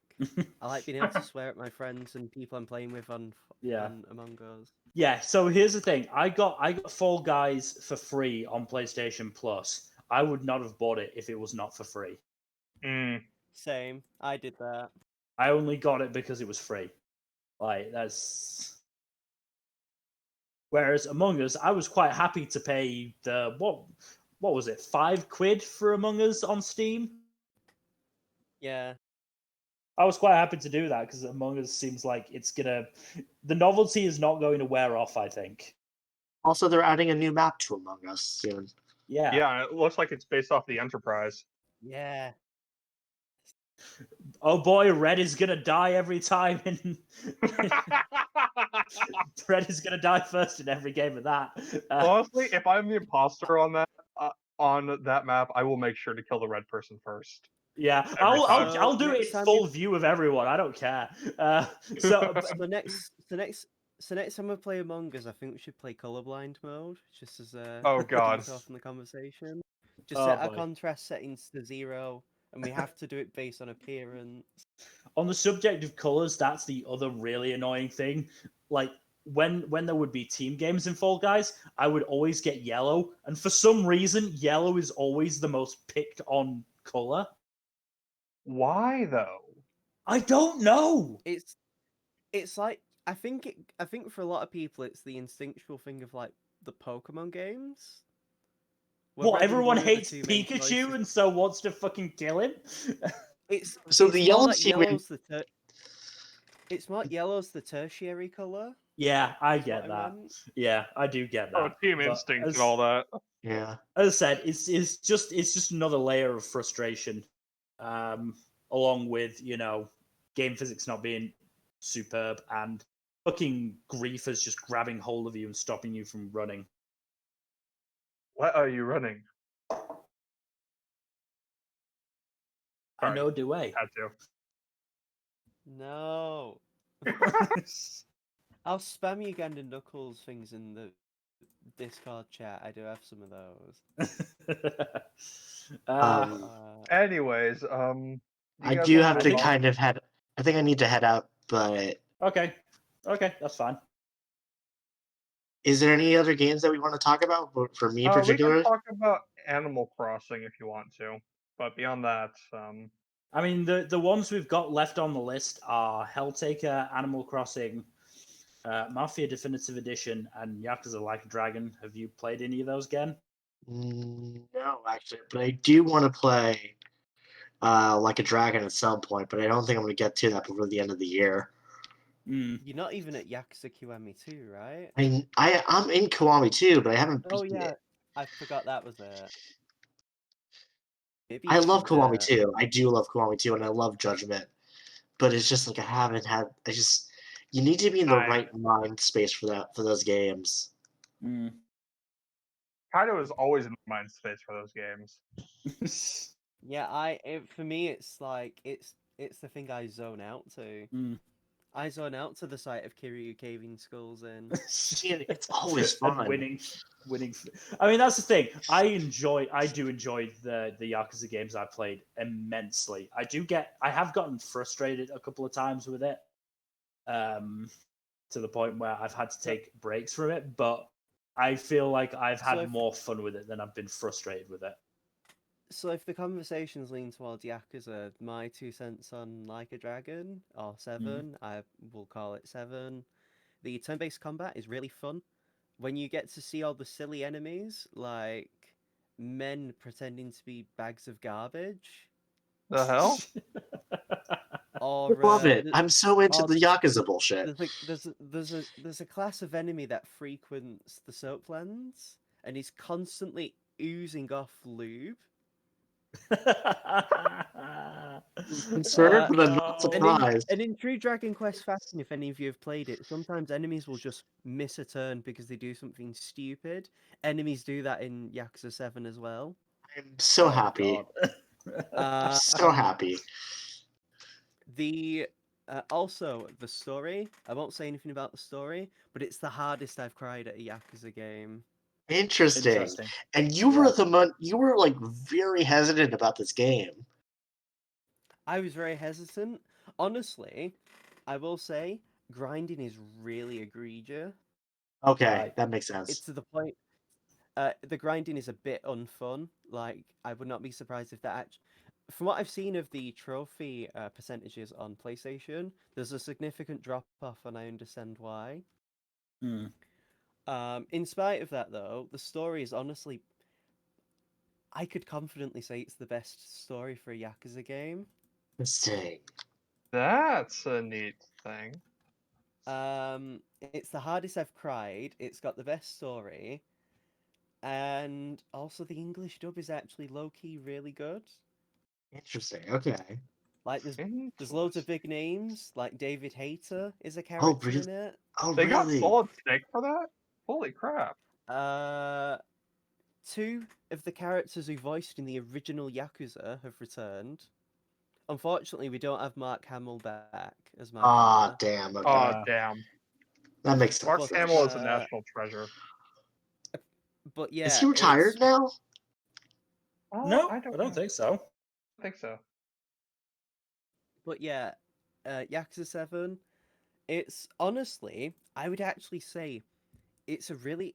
I would actually not fault anyone if they wanted it to be their first Yakuza game, because you could Hmm. actually play all the previous ones as like a form of like a series of prequels. Interesting. Because it is the new. It is a It brand new story essentially, with new characters. Yeah. Yeah. Like there's a whole new main cast. On as well, the main cast of characters are so fucking good. It's best main cast of characters in any Yakuza game by far. Even more than That's- Kiryu? Even the main character Ichiban is such a himbo, and I love him. Yeah, I've heard that. He's just a lovable guy. You just want to give him a hug. So he has a lot of good himbo energy. That's good. Yeah, no, Mark Hamill is definitely not retired. Yeah, good to know. Like But the main character Ichiban, the only reason he has his hair like in the afro is because it was a botched haircut. fucking love it. That's Fuck- beautiful. I love And it. he gets laughed at by one of the playable characters as they see him. I mean, that's the thing Yeah. I love about Yakuza is it takes itself super seriously, whether it's doing like gritty crime drama or if it's doing incredibly dumb bullshit. I wouldn't say Don't taking mind about itself dumb seriously as that. That sounds like more as like it has sincerity regardless of which genre it's doing.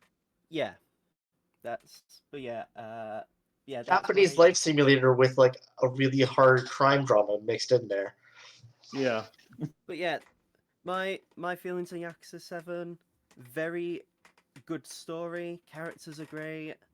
Some of the gameplay leaves a bit to be desired, but in spite of that, I would say it's a very good purchase. And again, I wouldn't fault anyone for making it their first game and playing the previous ones afterwards.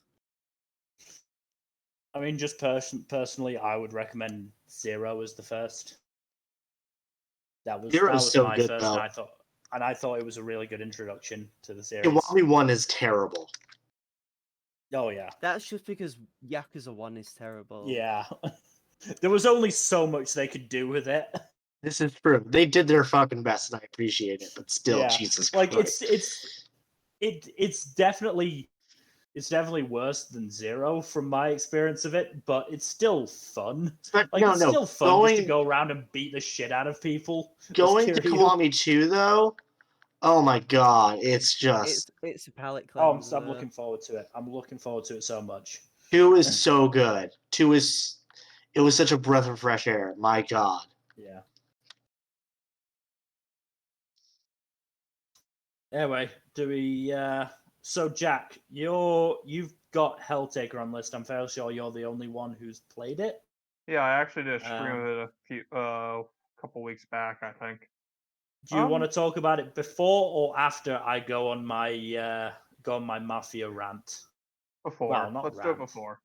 Okay, we'll Um, end the stream with me talking about Mafia.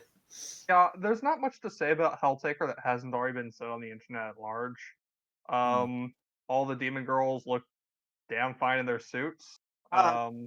Sorry to interrupt, but what is Helltaker? So the premise is, this guy decides on a whim that he wants to journey to hell and gather a harem of demon girls, and as he encounters each one, they mostly just are like, "Oh, okay, yeah, sure, why not? Let's go along with this." And it just and it's mostly a puzzle game, but at the end it turns into a pseudo roguelike puzzle game where it's like try not to die. And yeah, no, it's a very story-like game. It's mostly just like puzzle challenges and fun little character bits between the demon girls. I've never even heard of this game until you talked about it just now. Hold on, let me find some pictures of the girls. I I- think I'm okay. The problem I have with Helltaker, it's not even a problem I have with it. I just saw lewds before I even saw the actual game. I Ah. absolutely expected it to be one of those like sex visual novel games, It's Yeah, not. There's that's not what a I single thought. lewd and that's thing that's in it. and that's why I'm slightly annoyed and why I didn't end up getting it. I'm gonna be real honest about that. To be honest, my problem is it's business. It's ladies in suits that speaks to me on some level. And that's why I Anyway. wanted it to be a porn game. Damn it! Yeah, us two British degenerates over here, wishing it was I don't something it blame you for isn't. that opinion. Look, girls in suits is just fucking great. Okay. Girls in suits look. There's an entire just- sub. There's an Apparently, entire the subreddit entire reason for the it. I'm game not was made was surprised. because the creator thought was annoyed that almost all female demons were depicted in like strippery clothing, and he was like, "But why can't they be in suits though? They look great in suits." Hmm. I mean, isn't that Hazbin Hotel's whole aesthetic? That is a good part of its aesthetic, yes, but this was It's- conceptualized before Has Been Hotel was released. Isn't there a girl in Helltaker who's like thinks that hand holding is like the worst thing you can possibly do? Oh, so she's a lefty. Yeah. No, she's the lust demon too, which is hilarious. So she's a lefty. Well, yeah, no, Anyway. it's a decent game. Character designs are basically what sold the game. Hmm. But it's fun enough, and if you want like a quick game, it takes like an hour or so to play it if you're decent at the game. Controls aren't too hard. So, could I go on my Yes, you can play your Mafia rants. Well, as said, it's not really a rant. So, just to give some background, Mafia, as weird as this sounds, given that it's it's a game that depicts the 1930s and 40s Mafia pretty realistically, I would say. It was the game of my childhood. That's how And- the mafia works. and was the reason I very nearly gave a note to another kid when I was like 6 or 7, calling them a chicken shit. So when I heard that it was getting a remaster, I was super excited because it was made in 2002 and it shows. I mean, the graphics for one thing are horrific, and there are just elements of it that really date the game. I would not say that the original Mafia is a bad game nowadays. I would still say it's a good game, and I still enjoy playing it. I just think that there are bits that have not aged well. That said, Mafia the Definitive Edition, aka the remaster, there are changes. I prefer the original, but I'm going to preface that by saying it is purely for nostalgia's sake, because there are parts of. So, for example, they didn't get the original voice cast back, which again is understandable. It's been 18 years. I'm not even sure if the original voice actors for Mafia are still in voice acting. Yeah, that's So I the can definitely thing. understand that, but it was, yeah, as I said, I understand it, but it just, I mean, I just don't think that they picked. It just felt weird hearing some of the voices, given that I'm so used to the original voices. there are also a couple of things like they definitely changed the gameplay a lot, and I would say for the most part improved it. Just one of the things that the original Mafia did is they gave their guns recoil, and that wasn't always a good thing, because one of the main weapons you could have was a Thompson machine gun. And boy, good if you old tried to Tommy fire gun. if you tried to fire that fucking continuously, you'd just end up shooting in the fucking sky. just because the recoil would steadily get your gun, just your crosshair just pointing further and further up. Whereas in the remaster, they give you an aim mechanic, which is actually really good and makes the game a lot easier. Again, another little change. They changed the health system. In the original, it was you just had 100 health and it would go down to 0. In the remaster, it's a bar, which again, I'm not a massive fan of. I preferred the numbers. It just made things more definite. And there was one mission, which was I can't remember the name of it. It's the one where you basically go to the countryside, and the last part of the mission is you were in the back of a truck with a Tommy gun, and you basically have to kill the drivers of cars that are chasing you.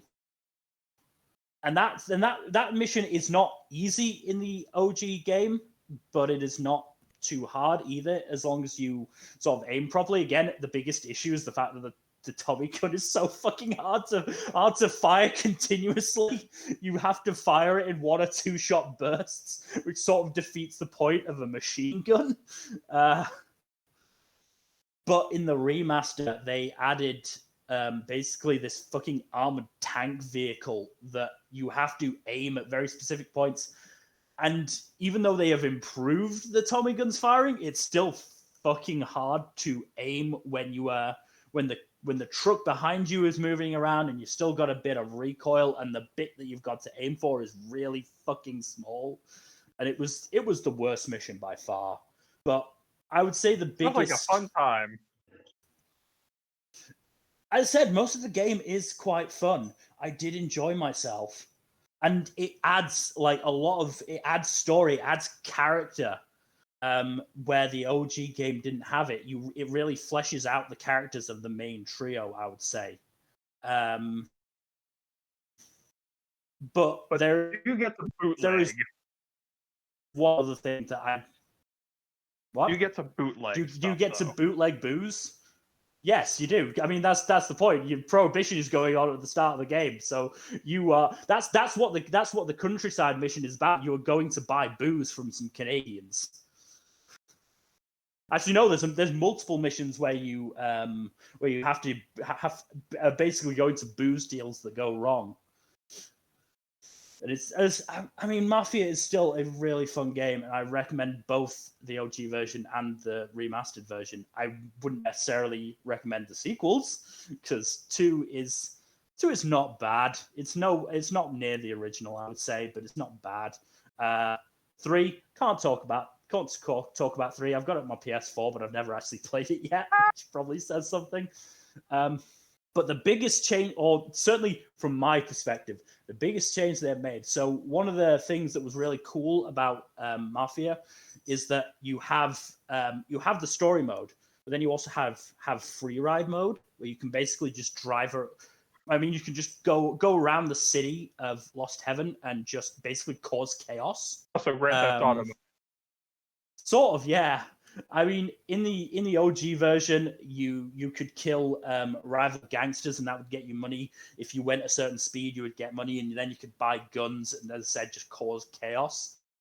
You also had Free Ride Extreme, where you could unlock special cars. The 2 that I really loved were the Crazy Horse, which was basically a souped-up version of the worst car in the game, so that it was... and on basically massive wheels, so that it's like super flimsy but super fast, and if you aren't careful with how you accelerate, it just rears up, which is why it's called the Crazy Horse. And just to tell you how I spent some of my childhood, I would go into free ride with the Crazy Horse, turn off all pedestrians, traffic, and cops, and would literally just find the straightest bit of road and just see how fast I could go with Crazy Horse until I eventually lost control and inevitably died. So that was, and that is in the remaster. I've learned that is in the remaster. The one that's not in the remaster that I'm really annoyed about is the armored car, the bulletproof car that has basically a fucking cow, whatever the fuck it's called, on the front, or a snowplow, whatever you want to call it, on the front. And it is so fun just to, in the OG game, to go into free ride with that car and just fucking go ham and just like have the entire city's worth of cops after you, and there is nothing they can do to stop you unless you stop the car long enough for them to pull you out of it. So again, insight into how I spent my childhood while playing this game is I would time it because the police can set up roadblocks against you where they set up like stingers and then just rows of police cars to try and stop you. But that doesn't stop you if you've got a fucking snowplow in the front of your car, if you go at a sufficient enough speed. But what I would do, there was one spot that was at the bottom of a hill, and they have trams, which are like basically invincible. So what I would do is I would time it so that the tram was waiting at the bottom of the hill to go up. There was a police car in front of the tram, and then I would just go down the hill at full speed and just crush this police car between myself and the tram, and just watch it just literally just crumple in on itself as much as 2002 graphics could make it. But that car is not in the remaster, and I am so upset about it because that is part of what made Mafia so fun for me.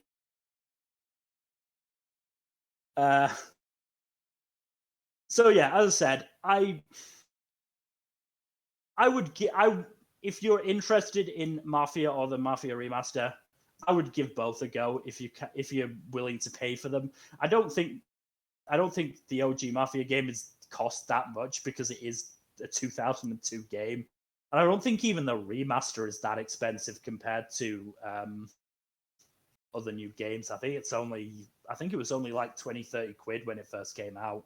It's probably gone down a little bit after that. But yeah, I mean, as I said, part of why, the majority of why I prefer the OG is just because of nostalgia and how long I played that game. I mean, I tried to complete it between me finishing the remaster and this stream, and I really couldn't because there kept being moments where I would die and it would send me back to so far back for the checkpoint, and I'll be honest, the driving is quite tedious at times. I mean, maybe it's tedious for me because I've played it for so long that I can pretty much drive around that city blindfolded now. Or at least not with 100% of my attention on the screen. I can be checking for my phone most of the time, and unless somebody like does something stupid, like pulls out right in front of me, I probably won't crash. That's reminded me of another two things that I love to do in the OG, which is the first. This is gonna make me sound really like psychopathish. One of them was if just as I'm driving along, occasionally I would just get bored and just nudge the rear end of a car going the other way and just watch it spin off.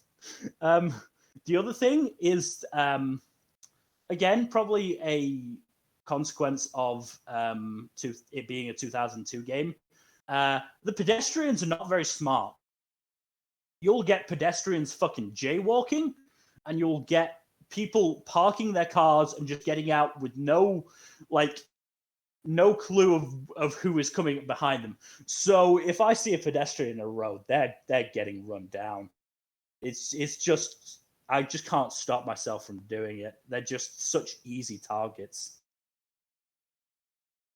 I mean, I think you've had the fun gushing about Mafia, Mel. That's fair. That's fair. I will stop now before before I incriminate myself Okay. more. I was gonna say I deliberately made sure I didn't talk about Yakuza too much. This is what it looks like in Kaido's brain space when he's thinking about Yakuza. It is. As I said, it is I mean, just it is one of the games of my childhood, along with like fucking Rugby 08 and Dragon Age would probably count. Fable 2 would probably count for how little I played it. And Oblivion. Can't forget Oblivion. Again, psychopathic behavior in that I would just get God mode and just go around the towns picking fights with the guards.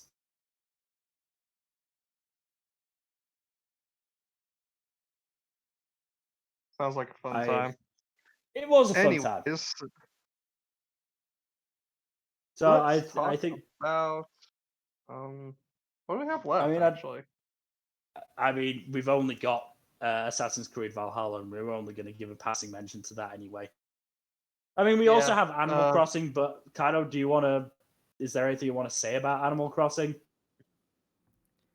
I don't like the fact that it's slowly drip-fed content that's been in the base game of previous Animal Crossing games.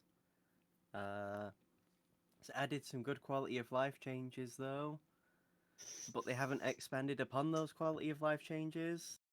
Mm-hmm. Like, why can't I buy things in multiple bunches with specific amounts? Yeah. It's fun. It looks pretty. They've added a lot of stuff that breathes fresh air, but the priorities for some of the stuff they've done is also really odd. Yeah. I kind of wish I didn't buy it at launch. I'll say that much. Mm. Oh, Among Us won Best Multiplayer Game at the Game Awards. as it should. Yeah, it did. Have you heard about the new Smash character? Sephiroth. I heard. Damn it! I was going to make a joke, like obliquely God. mentioning I didn't him, realize but how long. I didn't realize how long we've been talking. yeah, we've been Sorry talking for that. about 2 hours, so we should probably wrap this up. I mean, we're just talking about the Game Awards at this point, so Yeah. Yeah, it's devolved into that. So, thank you so much for watching, everybody. Join us next week as we talk about the television and movies that have come out this year. We won't be talking about anime next week. We're saving that for later. I thought we were gonna just more. Well, we're gonna do it in the same vein that we did books. In that we're gonna talk about what we watched that came out this year. But given that, especially considering movies, not many movies really came out this year, so we're probably gonna end up a lot of talking more television shows, though. Unless you Yeah. really want to talk about Sonic the Hedgehog for a long time. I What a didn't fun watch movie. that, so I can't talk about it. So what we're probably going to end up doing is more talking about the TV shows and movies we've watched in quarantine. But we will still try to touch on the new movies that did come out. We will. We definitely. That's definitely what we will start with. But I have a feeling it's probably So not going to Sonic- even take us an hour. So Sonic the Hedgehog and Trolls, right? Those are like the two big movie releases of the year. Clearly. That's the Oh, thing, and though. there was a small independent film that that had some good animation to it. Some swords, some demons. I think it was something. I think the Slayer? demons were getting slayed. Something like that. Something, I something heard about Kimetsu's money, which was nose really and the surprising. eyes. I mean, we can't actually talk about that because it hasn't come out in the West, and probably won't We can until talk about until the US is out of quarantine. But which is or never. until- yes, at this mean- rate, it's I never going to mean- happen. I mean, England's never coming out of quarantine either. You're not alone, guys. Haha! I'm up in Scotland. They're dealing with it. Well, they're not dealing with it as badly as England and the US. I'm not sure if I can say they're dealing with it well. They're dealing with it. Anyways, They're They're dealing with engaging it. with it. thank you so much for joining us. We will hopefully see you all next week. I'm Jack. I'm Gen. I'm Mill. I'm unfortunately Kaito. And we had Fuzzy joining us earlier, though he had to leave, and he took the murder duck with him. So thank you all You're for safe joining for us. now, all of you. Thank God. Fuzzy went for smoke.